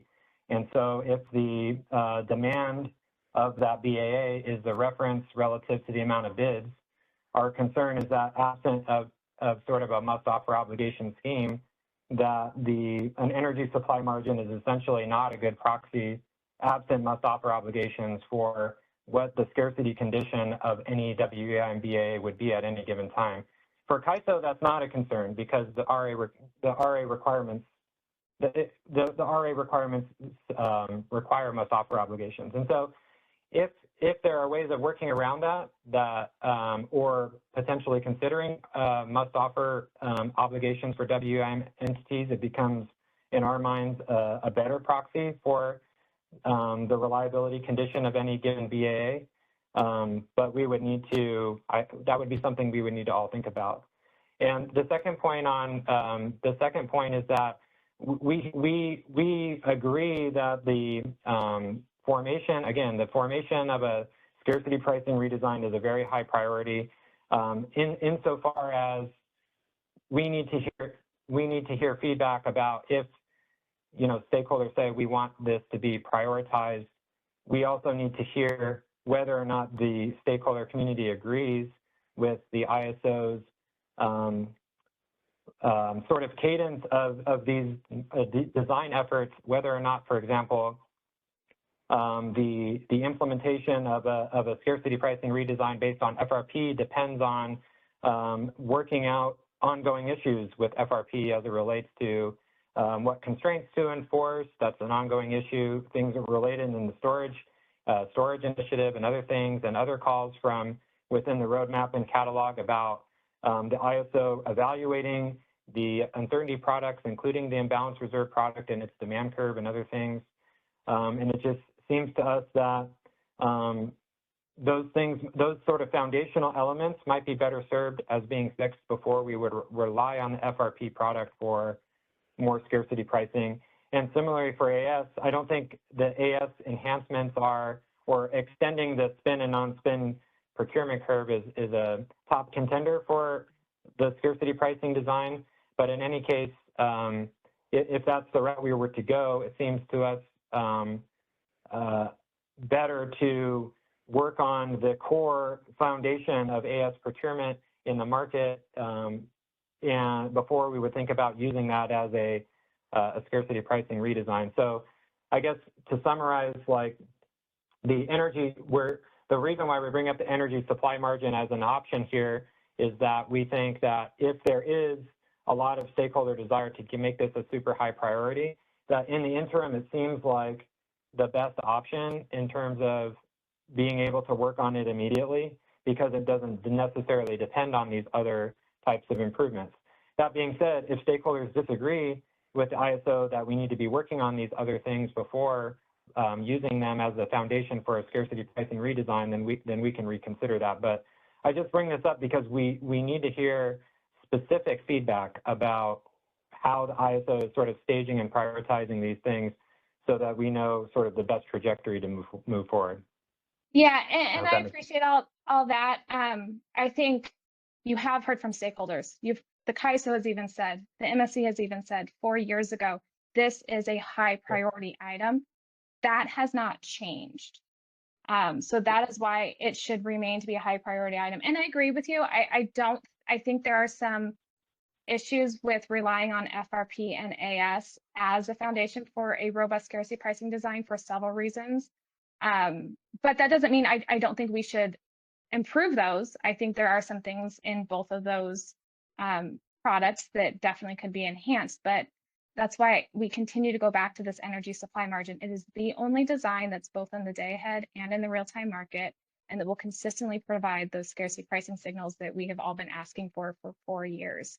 And just on the RSC piece of it, again, remember, scarcity pricing is both in the day ahead and the real time, not just real time. I know we tend to focus in a lot of that. But also with the WEAM, they have the RSC, they have to be bidding in to meet their demand. So in a sense, if that is what's available to the market to meet what the market is supposed to be clearing and we don't have enough, you need those scarcity pricing signals, because that's then going to tell those WEAM BAAs, hey, maybe I should be offering in more energy to meet my own demand, or suppliers outside of the market to offer in more voluntary supply. I think I don't mean to continue to belabor this, but I really want to hit this hard because there is a solution out there. We've been talking about it for 4 years, and I really hope the CAISO takes us back and reevaluates what will be out in the next iteration. Thanks. So Callie, this is Danny with the ISO jumping in on the energy supply margin. The core concern would be the lack of a common capacity framework and the potential cost shifts that could cause. We have RSCs in the EDAM and the WEM. There are the ability to receive market transfers after failing an RSC. So it doesn't lock you out. There is the potential for scarcity to be strategically propagated for non-marginal cost adders that we definitely would want to work on. And we do think, and generally scarcity pricing we do think is a priority, and we've heard feedback on this call, but I think we've heard feedback from 4 different commenters on this call, and I see 73 different participants. So we understand where WPTF is on this, but there is a larger stakeholder community that we're trying to incorporate the feedback from and try to figure out what the consensus positions are going forward. That doesn't mean this isn't a priority, but it does mean from the CAISO's perspective, there isn't a consensus strong mandate to implement any particular design choice. If WPTF is able to help us work with stakeholders and develop that consensus, that would be greatly appreciated. We just don't see it at this time.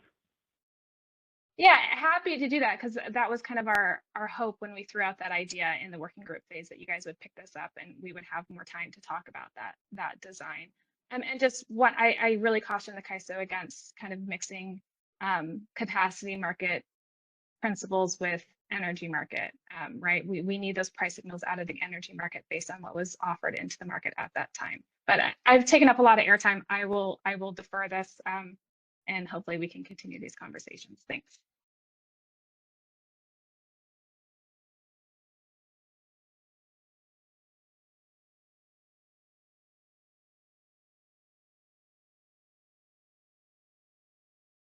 We have 2 more questions in queue. Dan Williams next.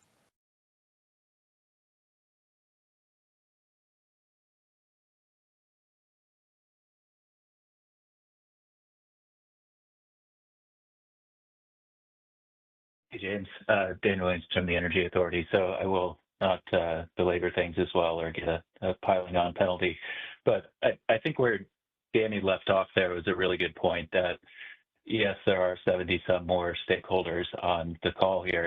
And one thing that we need is to hear from them. I think everything that you just laid out was very helpful to help us understand kind of what the ISO has talked about internally on this and kind of why you landed where you have. And to the extent that more of that can be built out into the proposal or continue to be brought forward to explain to stakeholders, that would be helpful, just so we really can understand your thinking and whether you've considered some of the things that we're considering. But we also need to hear from any of the stakeholders that are giving you feedback that they don't want to pursue the things that WPTF has just laid out, because, as you're well aware, WPTF has a very broad, coalition of entities that support the organization and are part of them forming their policy positions. And if there's a counter side to that, I really hope that maybe folks on the call can speak up on that or can submit comments so we know sort of where you're getting the other side of the coin from. And the one thing I did want to mention, just to add to the kind of the substance of this, is that now that we have orders out on the EDAM tariffs and on CAISO's change in the congestion policy, I think it's really important too to consider the role that scarcity pricing has in incentivizing economic offers versus self-scheduling in the market. And a large concern of the governing body market expert, the MSC, and stakeholders that were opposed to some of those policies that just got approved by FERC is that they would result in a large amount of self-scheduling. And at least to me, having more accurate market pricing is something that would help move in the opposite direction and help entities have some confidence that it's worth it to offer economically in the market because you would see that price signal. And the second last thing I wanted to mention too was just that in the time that we've gone from the working groups to now, there have been a lot of changes in the market. I think Kathleen and Callie brought this up yesterday, but the presence of increasing amounts of storage within the current market design has really suppressed prices within the market. And in addition to just sort of the conditions being what they are, and it's fine if we have nice calm markets, but if there have been sort of events where the prices maybe should have moved up and they didn't because there's a change in the makeup of the market, I think that's important to note. And then also to note that we have multiple entities in the Desert Southwest that have committed to another market in sort of the timeline that this initiative may be working through towards go live, and that will fundamentally sort of change the nature of the markets and how prices are forming at least first in the Desert Southwest. So maybe it's just some things to consider that we shouldn't forget that markets may be behaving differently in the future, and that our grid's continuing to evolve and be sort of targeting that future state. But thank you for the opportunity to comment on that stuff. Yeah, thank you, Dan. The only part of it I wanted to elaborate on was in terms of the stakeholder feedback, and I agree that the stakeholder meetings are open forums where everyone can provide feedback, and we know that that's not always possible. But usually, as far as at a staff level, at least, where the most of the feedback that we're hearing as it relates to these are either directly on these calls or through the actual comments themselves. And so, again, the goal should not ever be necessarily consensus. I don't think that is appropriate or achievable. But there usually is, as I try to voice to Kathleen earlier, like the way that we sort of think about it is that we want to be stakeholder driven in the sense that we want the trajectory, and both the trajectory at the high level of where initiatives are going and how we prioritize things, and in the specific design itself, to the extent possible to incorporate as much stakeholder feedback as we can. And that means every stakeholder that responds to those written comments or in these forums and things like that. And so, we have an obligation to do that and to try to find a stakeholder view that is balanced on both sides of it and wrap that in. And sometimes that's very difficult. And so just a more context about how that sort of works out from the perspective of people like me and Danny. I really appreciate that. And I think that you both have been kind of demonstrating really well in this initiative and other initiatives that willingness to take feedback and to explain sort of how the how and why the CAISO is arriving at the proposal that it is. And so it's more just sort of asking my fellow stakeholders to step up and be vocal on this stuff if they have different opinions, so that we can kind of hear firsthand, and if we don't agree with each other, at least understand where we're coming from. Thank you. I appreciate that.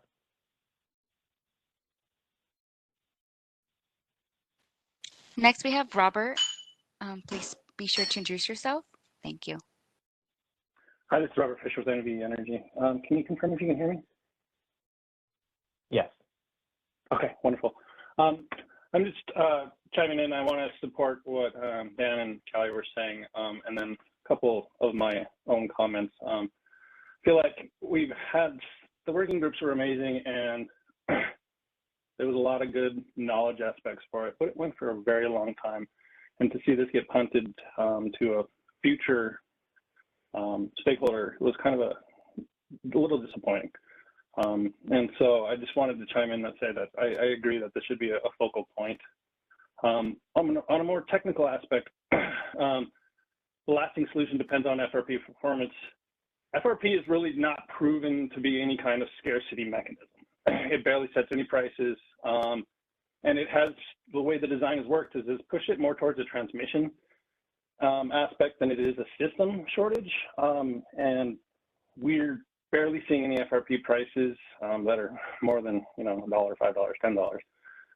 And so I don't really think that that is something that should be holding this up.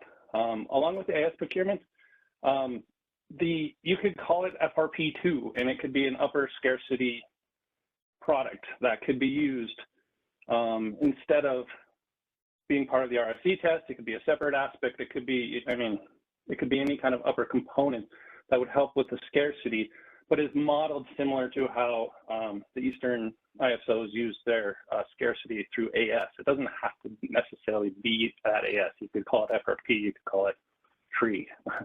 But I just think it would be a good idea to kind of think outside of those boxes and not use these things as a limiting factor just purely because they're named that. Yeah, I appreciate that. I would, on the FRP, I think we agree that the FRP in its current state is not going to be a useful scarcity pricing mechanism if extended, because there's ongoing issues that need to be addressed. And I think that's kind of what we're saying here, is that if sort of the concept of the extended FRP product as proposed in the working group was sort of what we hung our hat on to, extend our scarcity pricing into more of the reactive space, then it seems to us, that the foundational FRP, what we have foundationally for FRP needs to be fixed before it gets extended, or fixed, maybe not the right word, enhanced. And so that's just sort of the sequencing that we're talking about. Now, FRP, again, there's a lot of different options, and you're right, you don't have to, we can think outside the box and not, get too hung up on what we call it and things like that. But one of the things that, to be aware of about FRP as it relates to, rather than sort of a brand new reserve product, is that there's a lot of, I guess the market design work in terms of policy and implementation is easier when you are sort of extending sort of functionality that is already implemented and already designed. There's tariff language, regulatory precedent, systems, all this stuff, ways of calculating the requirement, all that stuff, that it's a lot easier to leverage that sort of stuff than it is to build something brand new from scratch. And so it's part of the reason why we think that, like all else equal, that FRP would be a nice place to land if we can get it into a good state because of that. That being said, there are myriads of trade-offs. It's just one of them. And yeah, I think part of having this discussion is we're hoping that stakeholders in the next 2 weeks, when they're thinking about their comments, can help us sort of brainstorm the right spot to land. And if it's looking like the urgency of implementing a scarcity pricing design is imminent, when in the comments that we think that the most likely path forward in the near term would be something related to this energy supply margin, and we'd have to figure out ways to overcome some of the issues that we've talked about here. So I hope that context helps, and let me know if you have any other feedback or questions for me. Yeah, I think it still kind of supports the idea, though. I mean, like, you've pushed the FRP design has been trying to be cleaned up for 5 years now, 6 years, even longer. And it's really been pushed away from a scarcity pricing mechanism. So, I mean, no matter what you do with it, you're still going to be creating something new. And so you're either going to go back to the old way where it did work a little bit better from a scarcity perspective instead of a transmission aspect, or you're going to add some mechanism that is some hybrid of both. But it's still going to be a scarcity component of this, right?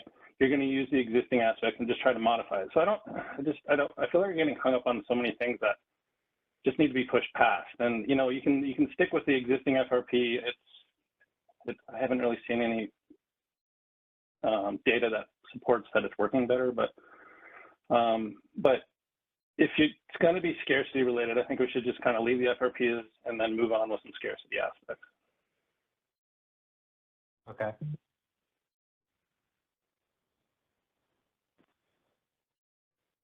Yeah, thanks for your help in helping us think through that, and looking forward to over the next few weeks as we think about it some more to have that read out in the comments.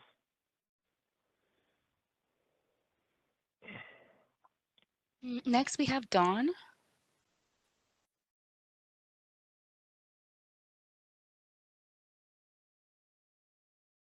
Don Trethewey from CISA. I just wanted to add a little bit with what Robert was saying that, with regards to the flexible ramping product. It's important to remember the flexible ramping product is ramp scarcity. It's not energy scarcity. And that's what it was designed for, because we wanted to see that if you needed to hold somebody back for ramp so that you could meet a future interval forecast, that's priced separately from the energy and the advisory interval. So it was really always designed for addressing ramp management in the real-time market, more so than providing an actual energy scarcity signal. And I think, you know, I think people are getting hung up on words and making assumptions that you would do something because of the word you used. You know, I think if you look at like extending the FRP, you know, DMM is talking more about potentially you should cover uncertainty with an hourly product, which is different than what I just described as trying to do it all within like the 5-minute dispatch and the 15-minute market, and solving it all based on that ramp capability. So it is different. But they used the term FRP and everyone got hung up on it. Or you know, energy supply margin.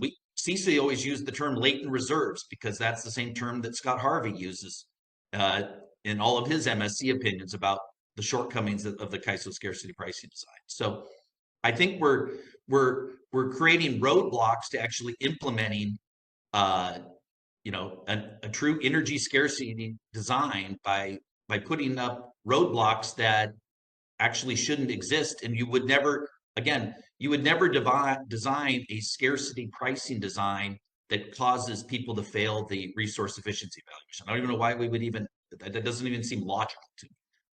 So I'll just leave it there.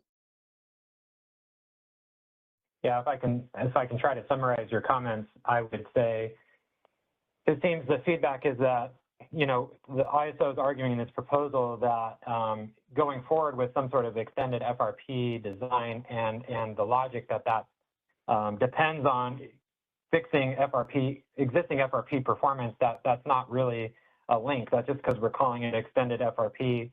The extended FRP product is just a name for something new that's not like the existing FRP. And so that perhaps the argument is that, well, you don't need to rely on fixing the issues with the existing FRP product because the extended FRP is not, you know, we don't have to call it that, and it's not even going to serve the same purpose and have the same thing. So perhaps that's just a barrier we can overcome now. And don't get me wrong, I think we do need to significantly improve the FRP performance because managing ramp capability is really important with high penetrations of renewables. And so, you know, it is frustrating that we continue to try to fix FRP, and it's sort of like a whack-a-mole versus actually taking a deliberate approach to fixing it. So. Thanks. Yeah, I hope that summary made sense for everyone, and I'd love for people to weigh in on that in their written comments if they agree with that, and that's something we can definitely look at.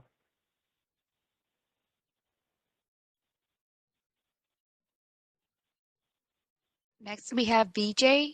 Let's go ahead and unmute VJ. Thank you. Can you hear me okay? Yep. Awesome. Just wanted to follow up on the conversation about the energy supply margin. I think we share some of the concerns about, you know, that approach creating false scarcity due to some of the RSE obligations and WEIM BAs not necessarily needing to offer more than their RSE requirements. I mean, I'm kind of wanting to hear from other stakeholders who have some ideas about either why this isn't an issue or shouldn't be an issue, or if there are some kind of creative ideas around how that can be managed, because definitely this is a concern that I have. So, you know, on the point of hearing from other stakeholders about, you know, different ideas, I'm hopeful that someone here has already thought through this and could offer some ideas.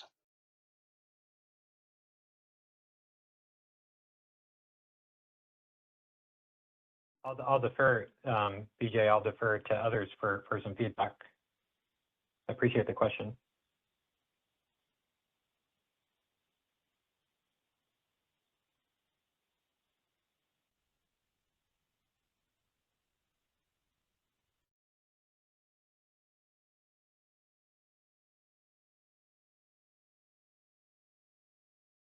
Any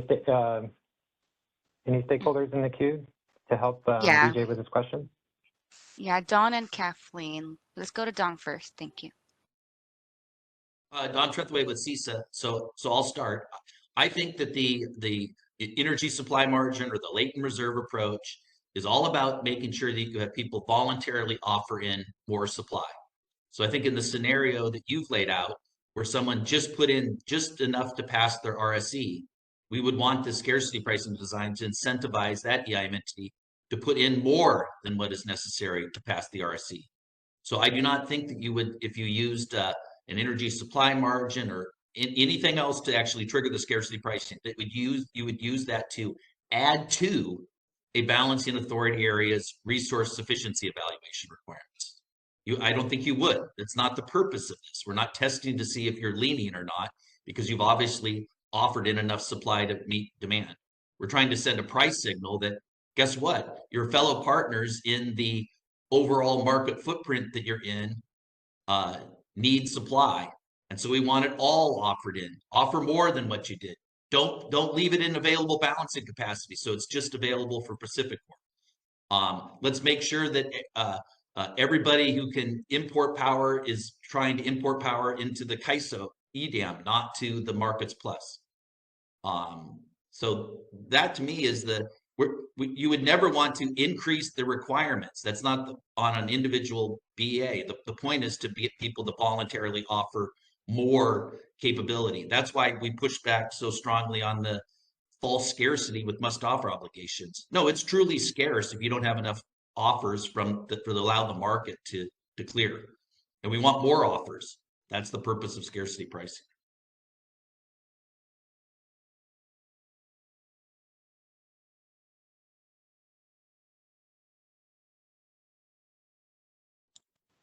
Next, we have Kathleen. Yeah, thank you. Kathleen from Vista. Vijay, I thought that was such a great question. Because when I first saw the false scarcity, I was like, what on earth is that? I've never even this. It's an optimization problem. This is math.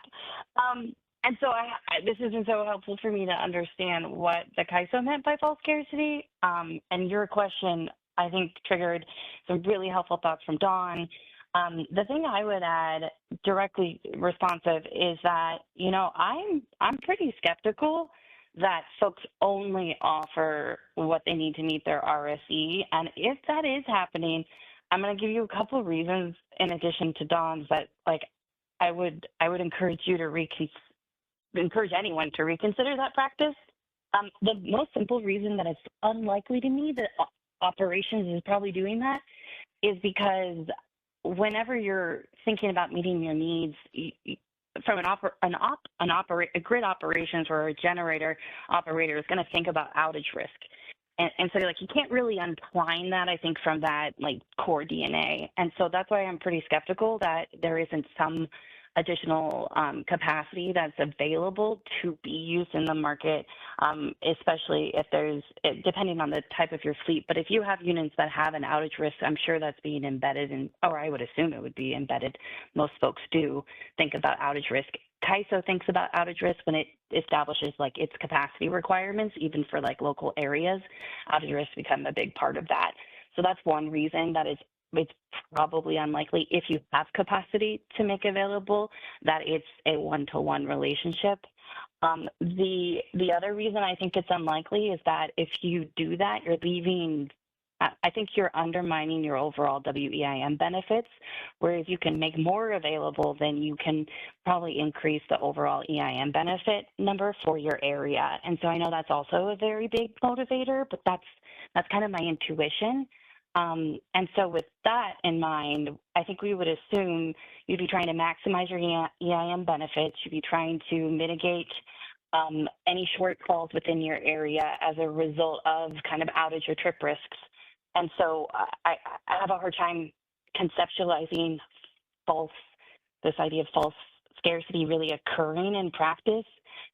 So I really do think it would be real scarcity where, okay, you're trying to do all those things, and then it's a situation where, let's say, maybe you do have a huge unit that trips, and all of a sudden you don't have the capacity that you needed, and you want to incentivize energy to be dispatched within the collective footprint in order to be incremented up in order to support a transfer over to your area to meet your needs. And I think this is hopefully a very practical example to tack on to Dawn's point of like the reason a well-functioning market has these elements is to send a price signal that you need more energy so that the market is actually incrementing that up and units are incentivized to be available, to be fully responsive to that instruction. And these are like core market functionality, which is why I don't think this is really like truly a stakeholder consensus issue, because if a market doesn't do this kind of thing, you send really poor signals for performance and you undermine reliability. So with that in mind, I came up with an acronym for TREE. Okay, so I think we should definitely not talk about FRP, James, because what we're talking about is not an uncertainty requirement. So fully support. I had no idea there was any conflation of an extended FRP thing. Please don't do that.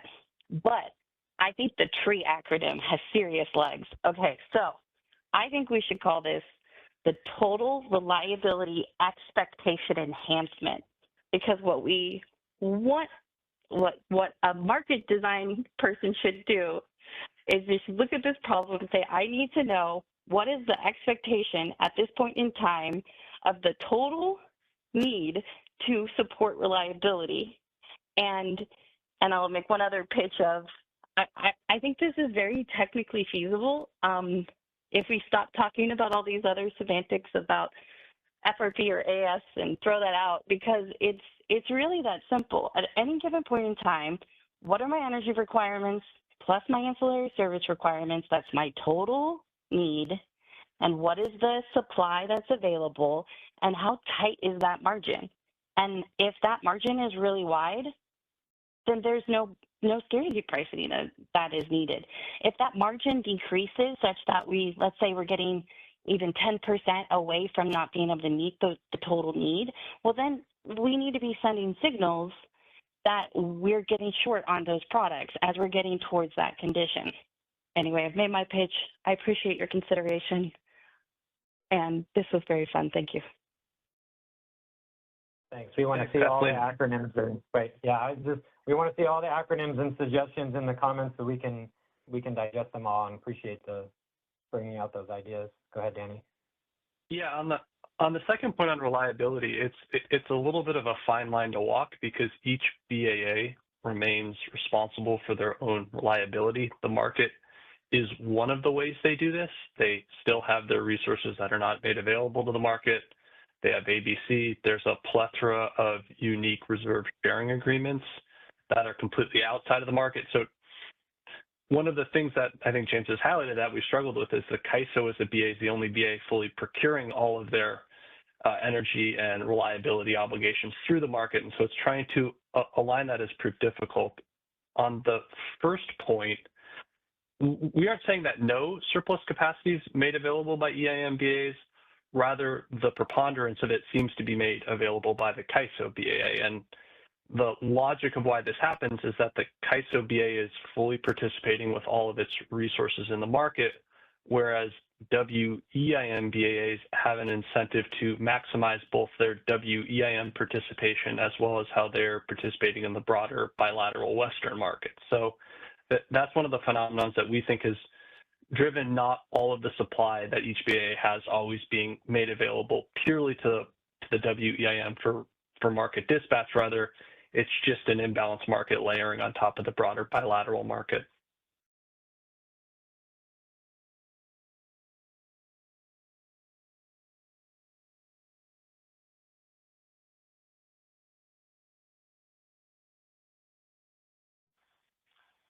And James, that's all I had. I can turn it back to you. Sorry for the awkward pregnant pause there at the end. No, thank you. Are there any other questions in the queue or comments? We do have Stuart Kelly. Let's go ahead and mute Stuart. Please be sure to introduce yourself. To build on what you said, as well as what VJ said, you know, false scarcity or whatever you want to call it is a concern for sure. I think it's worth remembering, you know, BAs are still responsible for keeping the lights on, and there's many factors beyond even what you listed there that they need to consider as they look at resources and what resources they offer into the market. And obviously they're trying to maximize the benefits. I do believe, like probably everyone else on this call, there is a scarcity pricing problem.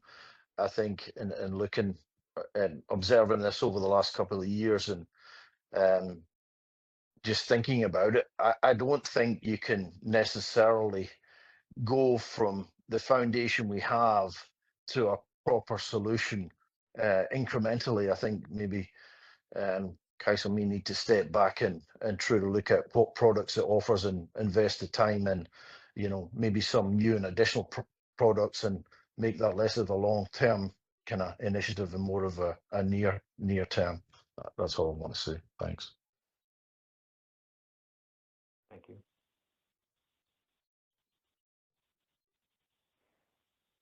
We should probably move on from this slide. I really appreciate the discussion. I figured this would be the slide that generated the most of it, but we've got about 40 minutes to talk about the actual proposals in here. So let's move forward and do that. If we have time at the end, we can come back.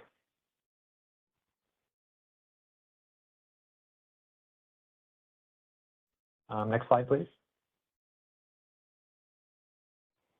Okay, so this series of slides will talk about the proposals in section 3.2.1, which at a high level are essentially trying to recognize that under firm load shed conditions, the principle that prices should reflect the highest possible scarcity price was something that the working group aligned on. This matches you know, some of the long-standing policy of the MISO, who in a recent FERC order had just FERC approved the continuation of this sort of policy mechanism. And so we've sort of laid out 3 different options for achieving this goal, and we'll walk through each of those options. And the idea being that we want stakeholders in their written comments to, or even informally today, to provide some feedback and ask some questions about how these would work, and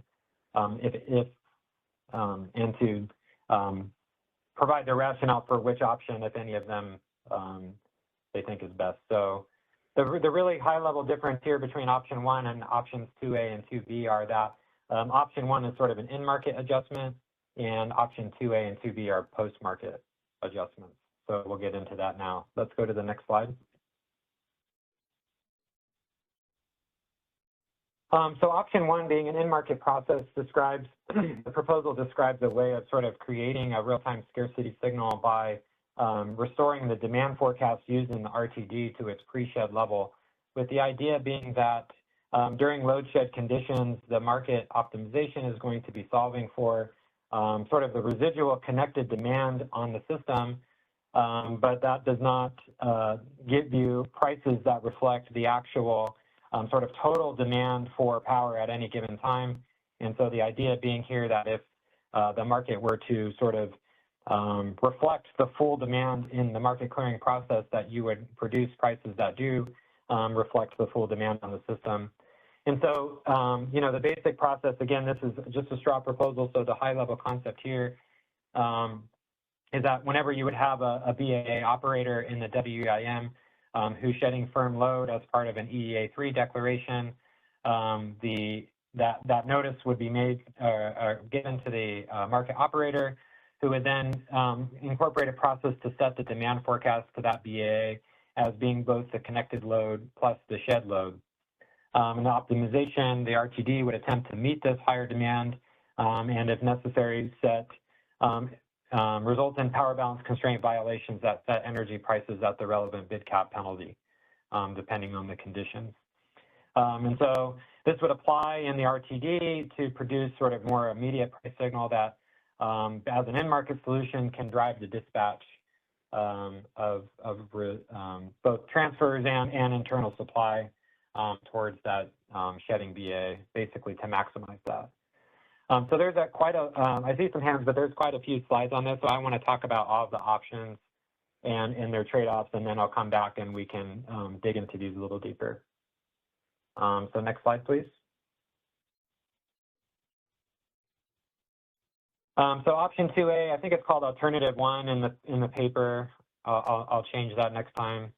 But essentially describes a set of post-market processes that, instead of having the market dispatch use a different demand forecast, we would sort of create a process that after the market or after the load shedding event were to occur, that we would sort of resettle the prices in the load shedding BAA at different levels. And so in this particular option 2A, what we would do is essentially just administratively change the settlement prices to the bid cap for all the load shedding intervals. So it wouldn't be a full market rerun, but just essentially changing the settlement values. And so the basic high-level process would be, again, that a BA would, if the BA declares a firm load shed in an EEA3, after the event, the CAISO or the market operator would flag all of the binding FMM and RTD intervals that overlap the event, and essentially for settlement purposes set the new shedding BA's LMP and replace the marginal energy cost of those cleared prices with the bid cap of either 1,000 or 2,000, and essentially keep the original congestion and loss components of the LMP, but essentially to ensure that if for any reason the marginal energy cost didn't clear at the bid cap, that we would set that to the bid cap. And these new prices would be published and used for settlement. So yeah, we'll talk about the trade-offs here at the end, but essentially that's the simplest way to go about this. And so here's a quick example that if a load shed period occurred between hours ending 1450 and through 1520, that we would identify all of the FMM intervals that intercept that. So of course for RTD being 5-minute intervals, you can perfectly overlap the binding intervals with the actual load shed from this example, but the affected FMM intervals actually would expand beyond the, so that if any portion of the FMM binding interval intercepted with the load shed period, it would be included in this resettlement. And all would be settled at the scarcity price. I want to note, I think that Brenda can confirm, but we did make a correction in the presentation or in the proposal that implicated this, and I'm looking at the current proposal that's posted, and the correction was made. So just to note that for those that had downloaded or been looking at an earlier version of the proposal, there was there was some information in there that should have been deleted and has since been deleted. So just a heads up on that. Next slide, please. So then a similar post-market process to option 2A is it's more of a hybrid approach where instead of just changing the settlement prices to the bid cap, that you're actually sort of rerunning the market on a post-market basis and calculating prices based on the full demand. It's not in the market like it would be for option 1, but it is an actual market optimization that's happening, an actual optimization problem that's happening after the market runs, unlike option 2A. So again, the process would be if a BA declares firm load shed through an EEA3, that the market operator would flag all the binding FMM and RT intervals that overlap the event and notes the quantity of load shed from the BA, and then essentially after the fact would have a process to rerun the market optimization where the demand forecast that's used to solve the market includes both the connected load and the shed load. And the LMPs that result from that market rerun are used for settlement. So we'll go to the next slide, which has a table. There's a table in the next slide, please. Oh, before we get into the table, there are a couple of caveats to mention that would apply to all options. So for all of these options, the policy vision would be that this would apply to a load shed that is as a result of the system capacity shortage as declared through an EEA3 and not intended to apply to potential load shed that might occur due to sort of minor local reliability events. And so the EEA3 status is really the indicator, the load shedding indicator that tells the market that it is the appropriate signal that this type of pricing would occur. The proposal also introduces the concept of a circuit breaker, which we discussed in the working groups. And the proposal here would be a circuit breaker that would kick in and sort of limit the amount of scarcity pricing to no longer than a 4-hour period. And we're interested in stakeholder comments on that. Of course, there's no like sort of scientifically right or wrong way to do this, but in general, the trade-off we're trying to evaluate is that you want the duration of the load shed or the circuit breaker to be long enough that you're able to spur a market response, but then also short enough that it limits credit risk and defaults. And we mentioned in the proposal that the first step of MISO's circuit breaker under its recent proposal is also 4 hours, and so it aligns there. So yes, we're interested in some feedback about what duration best balances the incentives with financial protection. And then finally, we have slide 21. Slide 21 and 22 show table 4 of the proposal in section 3.2.2, which discusses, at least at a high level, some of the trade-offs. We're interested in feedback on this. This is just our first look at these options, but wanted to put this together to give people a sense about what the differences might be. Starting here with the implementation effort, of course, option 1 has the highest implementation effort being sort of an in-market process. And so the stakes are higher, the software changes are higher, and so the implementation effort there would be the greatest. Option 2A would be the lowest implementation effort just because there's no market rerun involved. It's just basically purely a settlement process.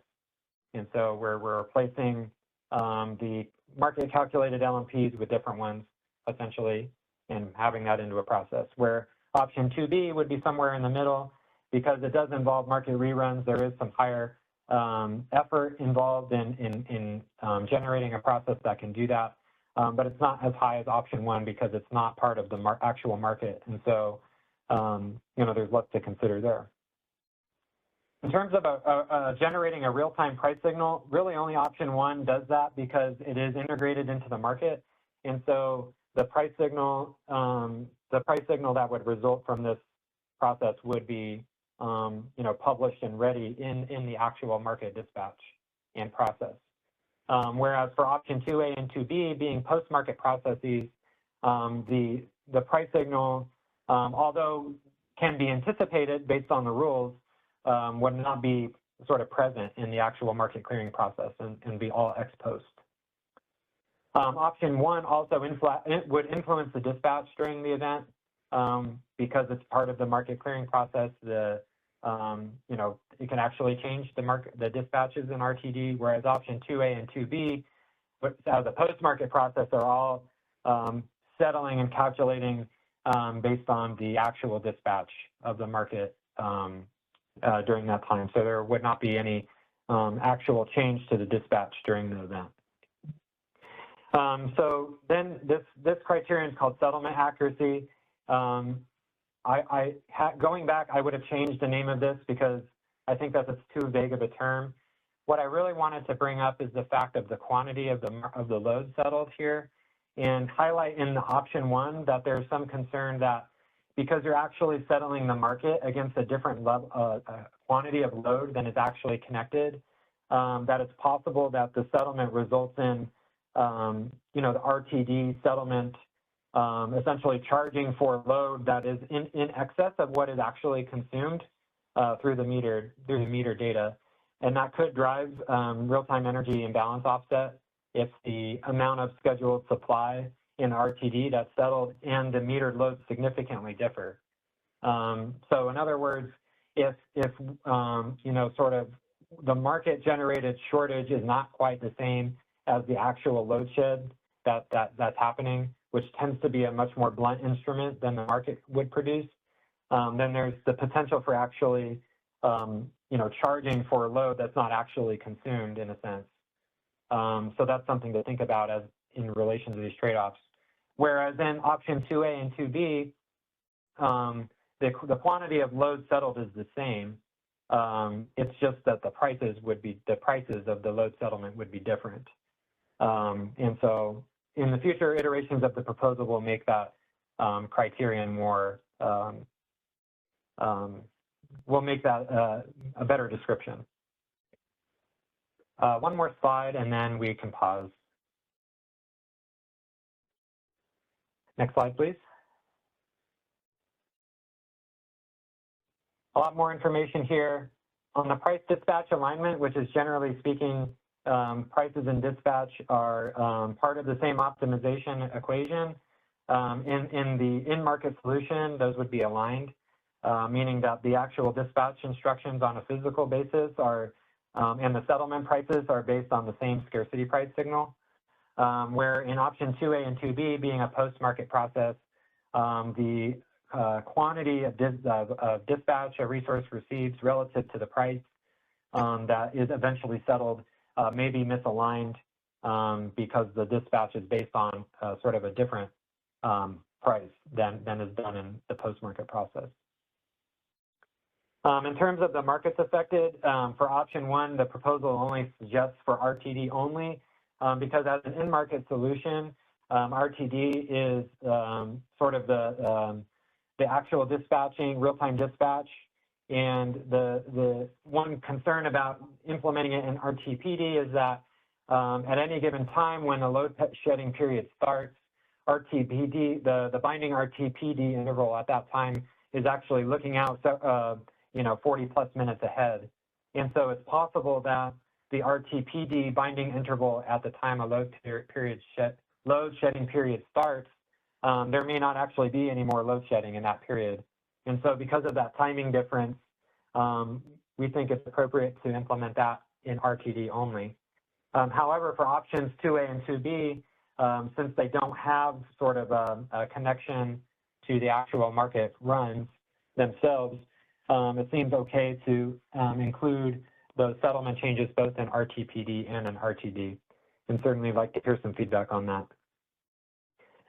Just a few more. The method of determining the price, of course, option 1 and option 2B the prices are determined based on an actual optimization problem. In option 1, it's within the market, and in option 2B, prices are the result of an optimization problem, just in a post-market problem. And option 2A, the prices are purely administrative in the sense that we're picking the prices that will be replaced. The prices are not as a result of an actual optimization problem. And so in that sense, they're sort of just set on an administrative basis at the bid cap. In terms of operational risk, it needs to be stated that, of course, in option 1, when it's actually impacting the market dispatch, there's a really much higher standard for thinking about operational risk. There may be some concern if, again, similar to the settlement concern, if the market is solving for the full demand and not only the connected demand, if that were sustained and severe, it could drive some serious ACE deviations, and the operators would have to be able to manage that if the market's sort of over-dispatching supply relative to the amount of connected load. And in the option 2A and 2B, that doesn't occur because it's all a post-market process, and so not actually affecting the dispatch, only the settled prices.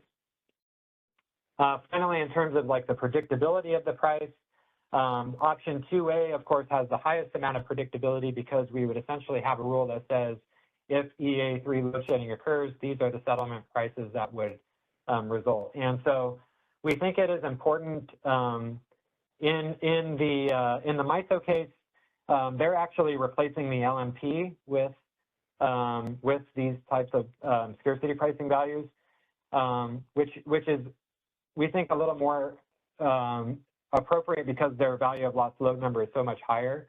But for us, we think that the best path forward is actually just to replace the MEC component of the LMP, the marginal energy cost component of the LMP, with the bid cap and sort of sustain the original congestion and loss values in the price. Of course, we needing to recognize that an LMP is a function of marginal cost of all those elements combined. And so using the original congestion and loss components and just inserting a new marginal energy cost doesn't necessarily mean you have the quote unquote right marginal price, because those congestion and loss components actually do depend on the marginal energy cost as well. Just something to point out there. And then for option 1 and option 2B, of course, the predictability of the price would be less predictable in the sense that it's the outcome of a market optimization. And so you can't necessarily say, you know, if X happens, then these prices occur. It's all a function of how the market solves. And so in that sense, there's a little bit less predictability in terms of the price. So there's a lot of different angles to be looking at this. I hope this is helpful in trying to distinguish them. Happy to take some clarifying questions and some feedback on, or if there are additional criterion or you disagree with some of the way we've stated some of these trade-offs, that'd be really helpful too, just so everyone gets the same information to help them form their comments. So let's pause here. First, we go to JK.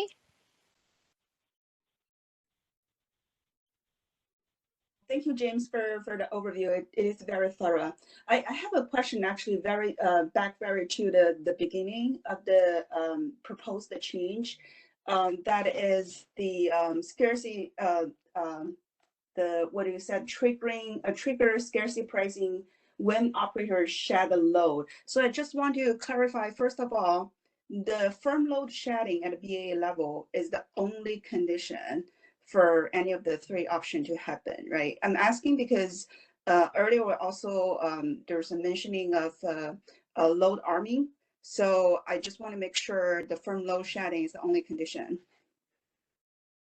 Yeah, so for this particular set of options, the firm load shedding as part of an EEA3 declaration is the only trigger. Okay, and then it could happen at any BA level, at a BA level, and that will be only trigger for that specific BA, is that right? That's correct. So that's also maybe another good criterion to add here, because in the sense that So for example, in option 2A and 2B in a post-market process, it's easier to sort of isolate the pricing to the shedding BA. In an in-market process, more to the extent that we didn't want those prices to propagate outside of the shedding BA, then more sort of safeguards would need to be in place to manage that. And so, yeah, but the general intention, at least for the post-market processes, would be that the sort of replacement of these settlement prices would only occur within the BA that's shedding load. Okay, I need to think about that when you say you don't want the price signal to propagate in the market and only contain in that BA. I need to think about it. It's an interesting point. And then finally, JK, sorry. Before that question, I want to clarify that it's not to state a position necessarily that we think that they should or should not propagate. I'm just saying if we collectively agree that we don't want them to propagate, then we probably have to think about more, more design work in option 1 to make sure that doesn't happen. Does that make sense? okay. Yes, Yeah. yes, that makes a lot of sense. Yeah, because I was thinking of the opposite, the reason that you actually may want it to propagate because that may affect the transfer, and that may be the reason that we have a scarcity pricing. Okay, and then finally, I think it is interesting that we actually use the word of scarcity pricing here, given all discussion we had previously, like the chart you showed on slide 10. There was a lot of mechanisms, especially like there was a extensive discussion related to the shortage reserve demand curve. Do I read this right? Like this scarcity pricing here is specifically related to the price change after the load shedding events or during the load shedding events.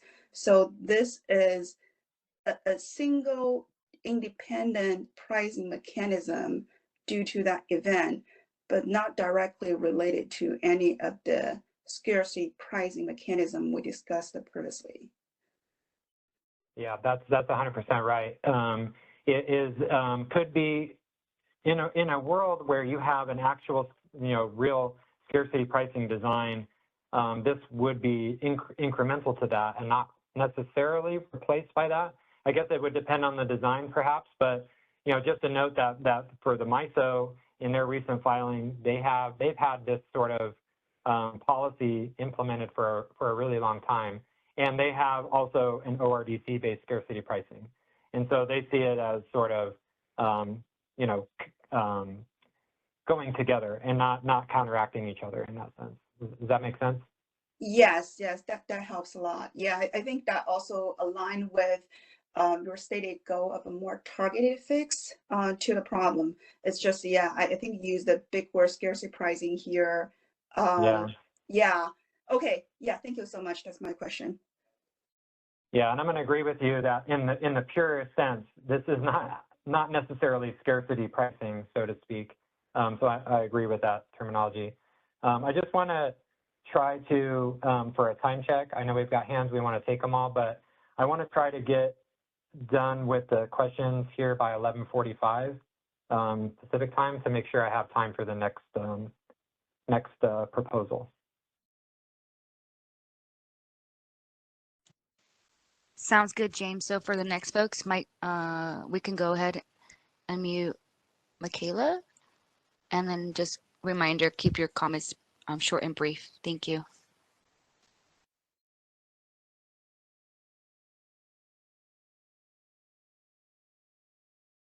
Can you hear me? Yes. Oh, okay. Michaela Fly, Customized Energy Solutions. So I have two questions. I guess in option 1, the market solution, the certainty argument for not including the load shed in the RTPD is, I guess that's a little strange to me because forward markets are never certain. And I'd be more concerned about really large differences in prices between RTPD and RTD, especially if the load shed event were to go on for multiple hours. And I think it's also important if we think about, I know one like benefit from scarcity pricing in real time is like encouraging like imports, particularly maybe from non-EIM or EDAM entities, and those would settle on the FMM price, I think. But I also think it's just like this larger question in terms of like seams and the price settlements for like imports generally, if that's like a big benefit of scarcity pricing in real time. And then my, I guess that was more of a comment. The question has to do with like the operational risk line there. So is I'm wondering because some of the issues that you bring up here, like MISO had addressed by putting in a lot of their, they call it their emergency pricing mechanisms in their ex post pricing engine. So with their like fast start pricing engine. And so if CAISO were to go forward with some sort of like a fast start pricing market engine, then there are opportunities to like add back in load and it not affect dispatch. And so I know that's been delayed, but that if we are seriously considering fast start pricing, then there are other potential opportunities for like emergency and scarcity pricing. Yeah, great. Both great comments. We'll address them in reverse order because the second comment, yes, the proposal sort of assumes the current market construct where the CAISO markets solve the prices and schedules in the pricing run. And if you had, if you separated them as would be necessary for fast start pricing, then you could integrate this sort of pricing in a way that doesn't affect the dispatch. And so I agree with you there, and something for everyone to keep in mind. That's a good point. I'm happy to elaborate more on RTPD, and I agree with you that the import one is one that's a tough pull in the other direction because, of course, you would miss the imports from half settle on the RTPD prices, and if they're not reflecting those, you may not get incremental import offers, and I think that's a good point. On terms of the timing, though, there's two different things to consider. One is that the RTD and RTPD forecasts are different, and so we maybe don't talk about this enough in the proposal, and we will as it goes on, but they're persistence forecasts, which means that the forecasts that are normally running depend on the current level of load. And so in general, persistence forecasts, when there is load shed, have some lag in terms of like when the persistence forecast recognizes that there's less load on the system from previous intervals. And so whatever method would need to be used would need to implicate both RTD and the RTPD forecasting processes to make sure that you're forecasting the right quantity.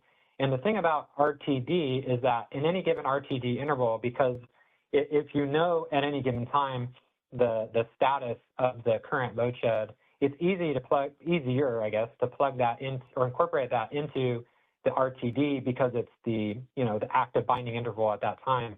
But in RTPD, you would have to, in order for I guess the market, or it to sort of be an efficient process, you would have to presume the quantity of load shedding at that time, which may not be the same as what you're currently experiencing because the binding interval solved for the FMM is in the future. And so there's concern that, well, you both, you don't know in that binding interval if you still will be shedding load, and therefore, if you can sort of create sort of a false positive on those prices based on something that didn't actually happen, and B, that you may not know the precise quantity. In fact, you might be in that future interval actually shedding higher or lower amounts of load than you have in that interval, and maybe that's better anyway, even if maybe that's a trade-off worth overcoming. But at least initially, those were kind of the concerns that we thought of in terms of why maybe it would only be appropriate to apply in the RTD. but recognizing that I do agree there's some good arguments to apply them to both to the extent possible. So if you have some ideas about that or more to share, happy to hear about that in the comments as well.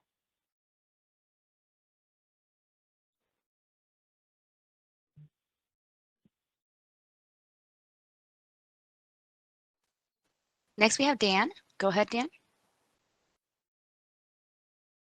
Hey, Dan Williamson, the Energy Authority again. I'll try to make this quick. So first, just kind of follow up a little bit on that is to acknowledge that having these proposals, the past ones that we were talking about with the gradually rising prices and this paired together makes for sort of the best outcome and leaves less of a gap potentially between sort of the pre-load shed conditions and the load shed conditions. And but the thing I really want to make sure it gets brought into this conversation is that for this and kind of all initiatives going forward, we really need to ensure up front that we're considering how these would be implemented by the EDAM BAs and how they would affect the different types of parties within the EDAM BAs in the future, and acknowledge that yes, there are reserve sharing programs, or maybe other programs in place, but there certainly are different alignments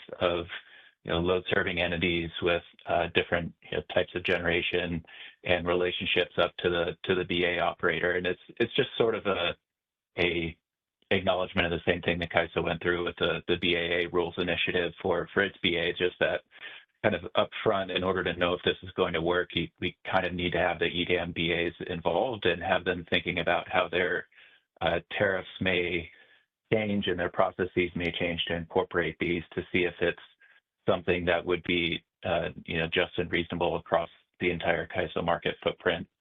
Part of that's going to have to consider whether those BAs have gone ahead and adopted intertie bidding at some point and enabled virtuals or convergence bidding in their areas, because any of these price formation issues are going to impact the entities within the EDAM BAs differently than they will impact entities within the CAISO BA if there continues to be different market mechanisms in the CAISO BA versus the EDAM BAs, and especially that intertie bidding one, because if you're sending a price signal to bring in more supply, you actually have to have a mechanism to bring in more supply that doesn't solely rest on a load serving entity going out and bilaterally contracting to bring that in with timelines that just don't line up, especially with this proposal.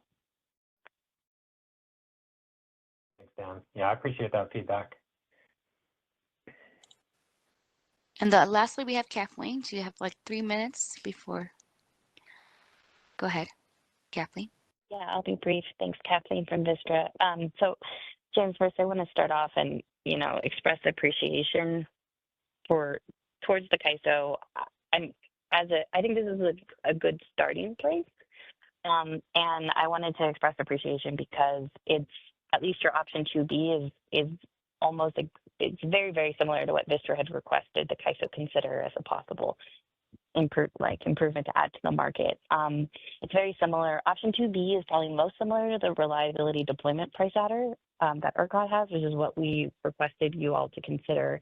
So I want to acknowledge that. With that acknowledgement, I do want to say the list of triggers of one trigger just doesn't go far enough, and it doesn't capture the market conditions that we're most concerned about. But if you can consider adding those conditions, I think that, this looks like a really good change.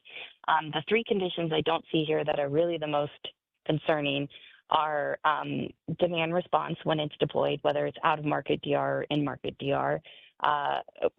In market being like RDRR is what I'm thinking, but out of market or RDRR. The second one is the strategic reliability reserves, which we're extremely concerned about given how we've seen the market respond to those being released into the market and suppressing prices. And then the third is when there are transfers under the Assistance Energy Transfer Program. Those 3 triggers are probably the most concerning kind of emergency actions that could be taken that we've seen the market not produce the right prices. So if you could consider adding those, then I think this is starting to look like an emergency pricing mechanism that may be workable. Yeah, thank you very much. The proposal as it's written, as you stated, triggers only based on an actual load shed in an EA3 condition, and we're open to hearing in the stakeholder comments if you think that that list of triggers should be expanded and the rationale for that. So yeah, welcome that feedback. Thanks. I will turn it, I have one other comment is your conversation with JK about where the price impact would occur. I just want to provide my own encouragement to the CAISO to let's stick with traditional market pricing. I don't think that the prices should separate at a system marginal, like a marginal energy cost level. They should not separate unless transfers are binding.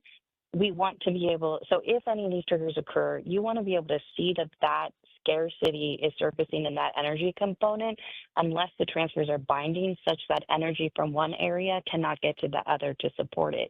As long as we're sticking with traditional market pricing, that would be great. Thanks. Thank you very much. Yeah, something going down option one needs to be more fully thought out as we move forward. Okay, I got to make sure. I see Michaela's hand pop up. If it's really brief, let's take it. But I got 15 minutes and I have another proposal. So. Yeah, I'll be really quick. I'm like going to reiterate my concern about the fast start pricing because, especially if you add more triggers to these, I just think it would be much more efficiently done in an ex post pricing engine than it would be in a separate market rerun. So I would hate for CAISO to have to like go through and make this new process, this new settlement process for all of those triggers when it could be more easily just done through the ex post pricing engine if you move forward with the fast start pricing. And I know that's on a delayed track, but I just see that they could be, it could be a lot of work for nothing if we do this too iteratively and not think about the opportunities that like an ex post pricing engine could afford CAISO in terms of an emergency or scarcity pricing framework. Yeah, I agree.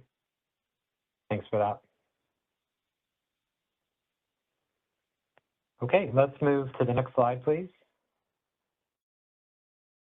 Okay, so this is a separate proposal, and this covers section 3.2.3 of the paper. And the idea here generally being that trying to improve both scarcity pricing and general price formation when the market is, or when operators are arming load in the RTD. And there's sort of two different angles at looking at this. One is that in the working group, we talked a lot about the price signals between RTPD and RTD in scarce conditions may not be consistent in the sense that RTPD is co-optimizing energy and AS, and so the market prices will reflect the reserve scarcity. Maybe not based on a scarcity demand curve, but in any case, if the opportunity cost of providing reserves is high in the RTPD, then that will get reflected in the energy prices. And RTD, of course, fixes the AS from the RTPD and is only optimizing energy, and therefore energy prices will not reflect reserve scarcity in RTD. And so also, so it's sort of trying to get at two different things, both trying to create some more consistency between RTPD and RTD prices, at least during armed load conditions, and then also in general to have RTD reflect, have a way to sort of reflect reserve scarcity when the operators arm load. So let's go to the next slide.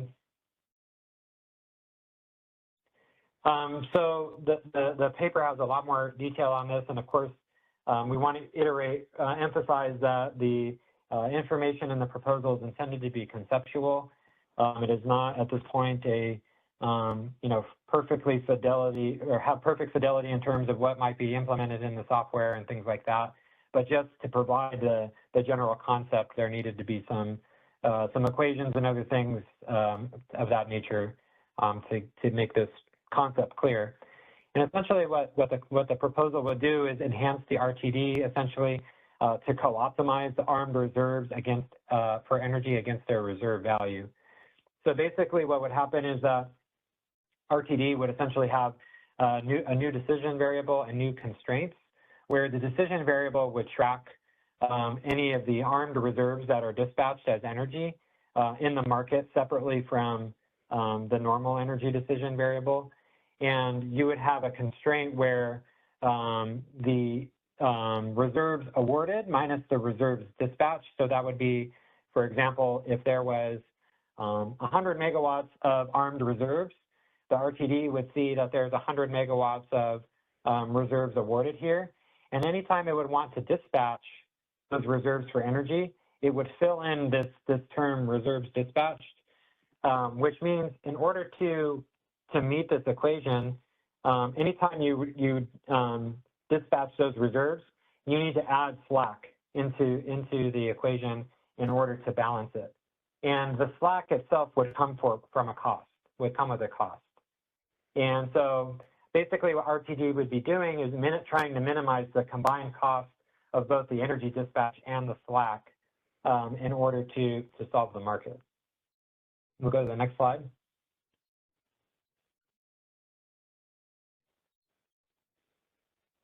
Next slide, please. And so one of the things that comes up in the proposal is what you would set the cost of the slack to. And we think that the best way of at least for a default assumption would be that we would leverage the scarcity reserve demand curve pricing tiers and their quantities to set the initial values. And so the quantities on the left mirror the ones from the actual scarcity reserve demand curve, because essentially what we're saying is that if the RTD is dispatching the armed reserves, then it is essentially trading off the value, that capacity's value as energy against its reserve value. And so the scarcity reserve demand curve values seem to be an appropriate place to look. And so you'd have different costs depending on which bid cap is active. And of course, a major consideration here is that the top line value of the cost of energy plus the cost of the slack cannot exceed the power balance constraint penalty price.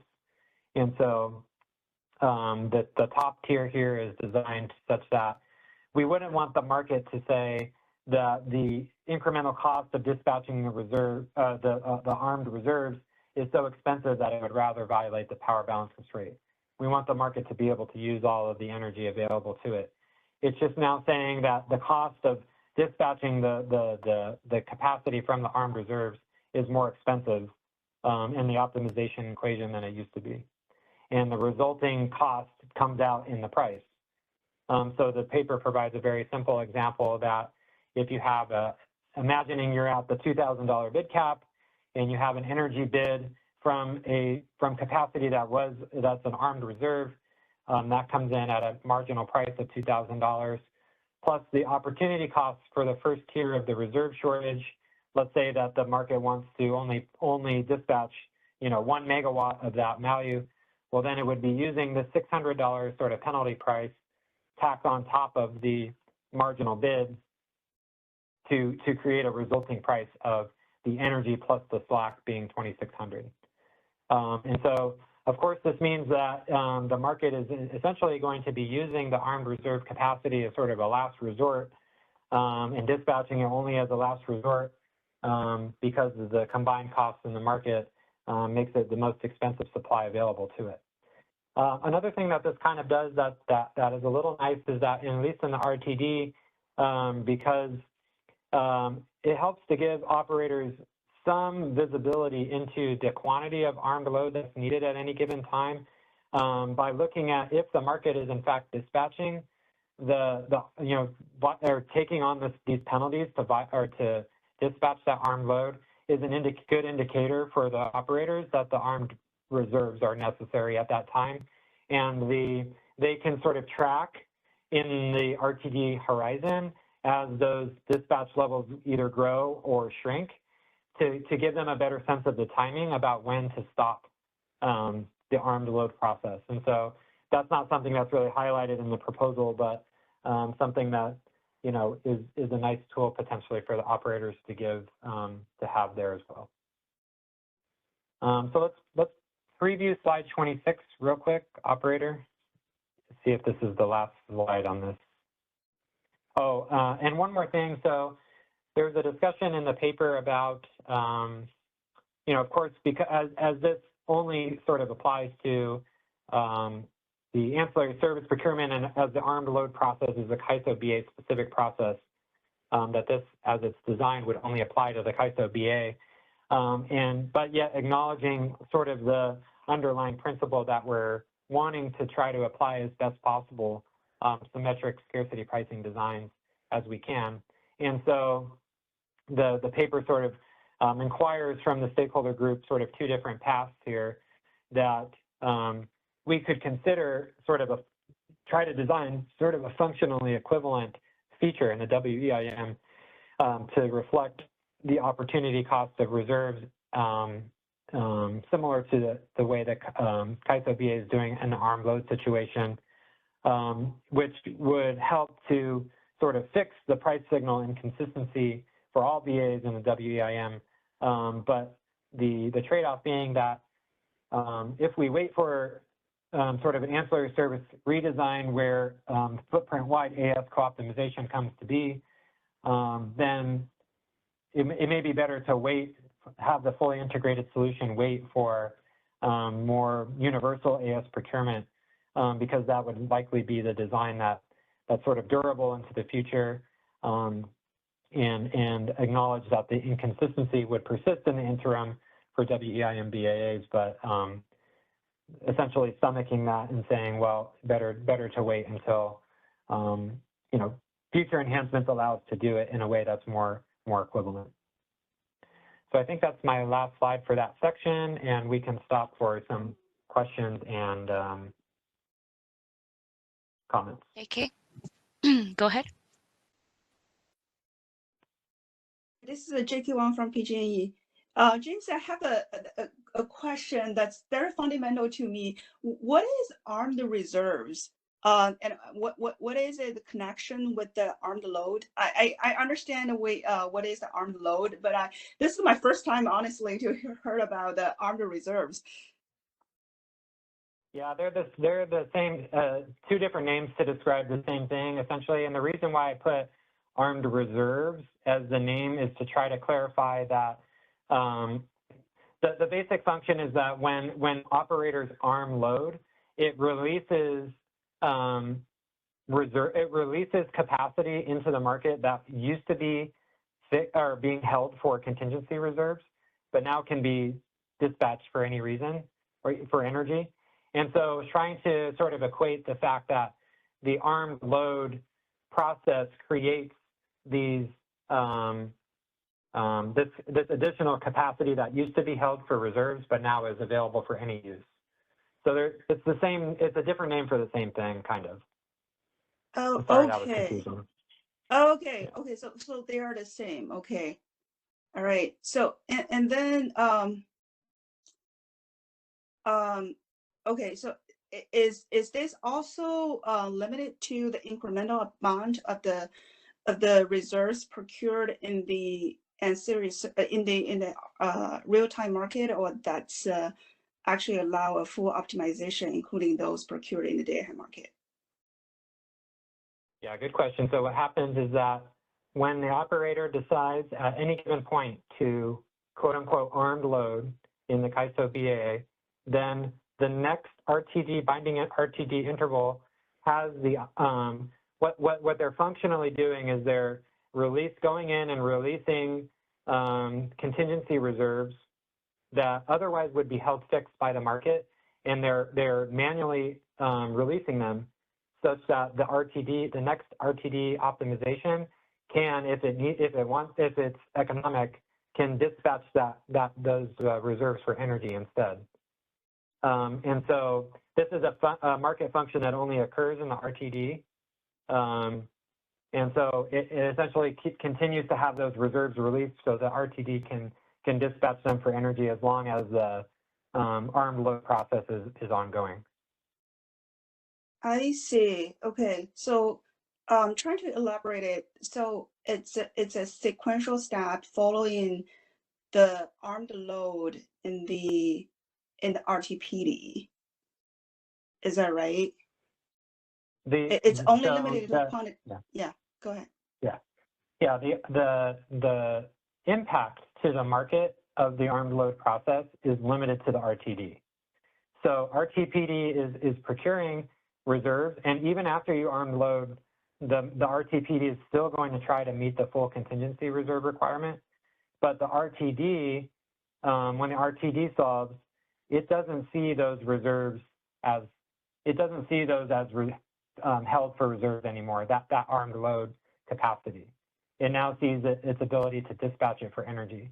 And so it creates this sort of interesting back and forth where the RTD may be dispatching that capacity for energy, but then the RTPD is still trying to procure the full reserve requirement to the extent it can.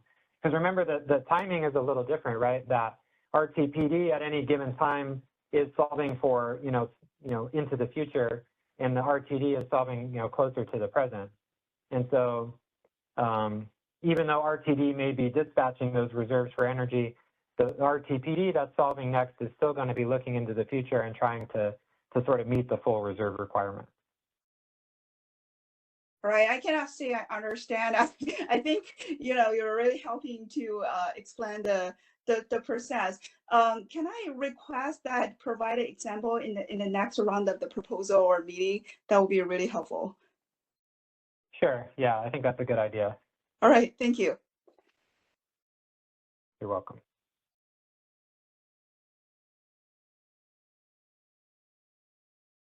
Okay, let's go to the next slide. This sort of talks about, this slide is from also from section 3.2.3, talking about administrative pricing for emergency actions. At this time, some of these things were talked about, Kathleen brought a few of these things up, but just a general recognition that out-of-market actions or operator actions can have price formation impacts that maybe not in the right direction that scarcity pricing is trying to accomplish. And the challenge of sort of integrating them into the market clearing process and acknowledging those. And so, sort of having, sort of pulling the stakeholder group to try to, help us understand the current state of things in terms of whether or not certain types of out-of-market actions or activation of certain resources should trigger any response in the market. And if yes, what those triggers would be, how you would determine the appropriate price level, and then tools in the market to apply them in a sort of fair and consistent way across the footprint. So I'm gonna move on from this slide, and for the interest of time, but we are interested in that feedback, and there will be opportunity in the comments to provide some feedback on that. Okay, so let's get to the summary here. I'm just going to blaze through this since we're a little over time. Next slide, please. This is table 3 from section 3.2 that essentially discusses the various concepts and proposals that were discussed in the phase 2 working group, whether or not they're included in the straw proposal and the rationale for that. We've talked about this quite a bit, but that's part of the document, and hopefully that helps contextualize for some folks why certain decisions were made, and we're open to feedback about whether or not folks agree with these rationales or not. So let's go to the next slide, and then the next slide. So really, as it relates to this draft proposal, there's really only two real changes that are being proposed. One is that we discussed that the real-time market would consider one of 3 different options that we put together to reflect the price, the prevailing bid cap price during firm load shedding events. And the second being that incorporating into the RTD optimization the ability to consider or sort of proxy the opportunity cost of dispatching armed reserve capacity against its value as a reserve into the RTD. Okay, next slide. Next slide. In terms of governance, similar to the VA level market power, we expect that tariff changes resulting from this initiative will be subject to the primary authority of the WE, Western Energy Markets governing body. And if stakeholders have any comments or concerns about that, they'll be placed in the stakeholder comment template to provide that feedback. And then 2 more slides, please. And that'll be my last one. Just on next steps, the stakeholder comments will be due Friday, September 19th by close of business. And just a note, as I mentioned yesterday, this wasn't in the proposal, but I think it's probably worth sharing that our sort of a preview of our internal trajectory is that we would plan to bring these changes resulting from this proposal, both for scarcity pricing and VA level market power mitigation to the governing body in Q1 of 2026, which means that we are hoping to deliver something close to a final proposal pretty close to the end of the year. And so the stakeholder feedback will be instrumental in helping us prepare, evaluate our trajectory, prepare these proposals for the board, and then of course keeping in the loop of some of these potentially longer term changes that we might want to make for scarcity pricing.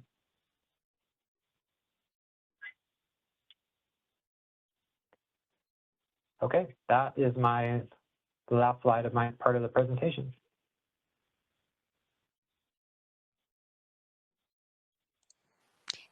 Thank you, James. I appreciate it. At this time, let's go to slide 38. And we really appreciate James and Danny for participating in today's call, and all the stakeholders that provided feedback and clarification questions. As a reminder, as James mentioned, we do have that comment template available now as well. It's open from yesterday and today's discussion. They're split into the 2 topics, so you may wish to respond to either topic. Those will be due by end of day, September 19th. If you do come across any questions, feel free to send them over to myself or the ISO Stakeholder Affairs email. We appreciate everyone's participation in this call. We just received the recording from yesterday's call. We actually will be processing that today and should be uploaded today to YouTube as well posted to the Stakeholder Center under Price Formation Enhancements Initiative website. And then this recording may also be available tomorrow afternoon, most likely by Monday as well. But thank you so much. I will go ahead and close this call for us and have a great lunch. Thank you so much.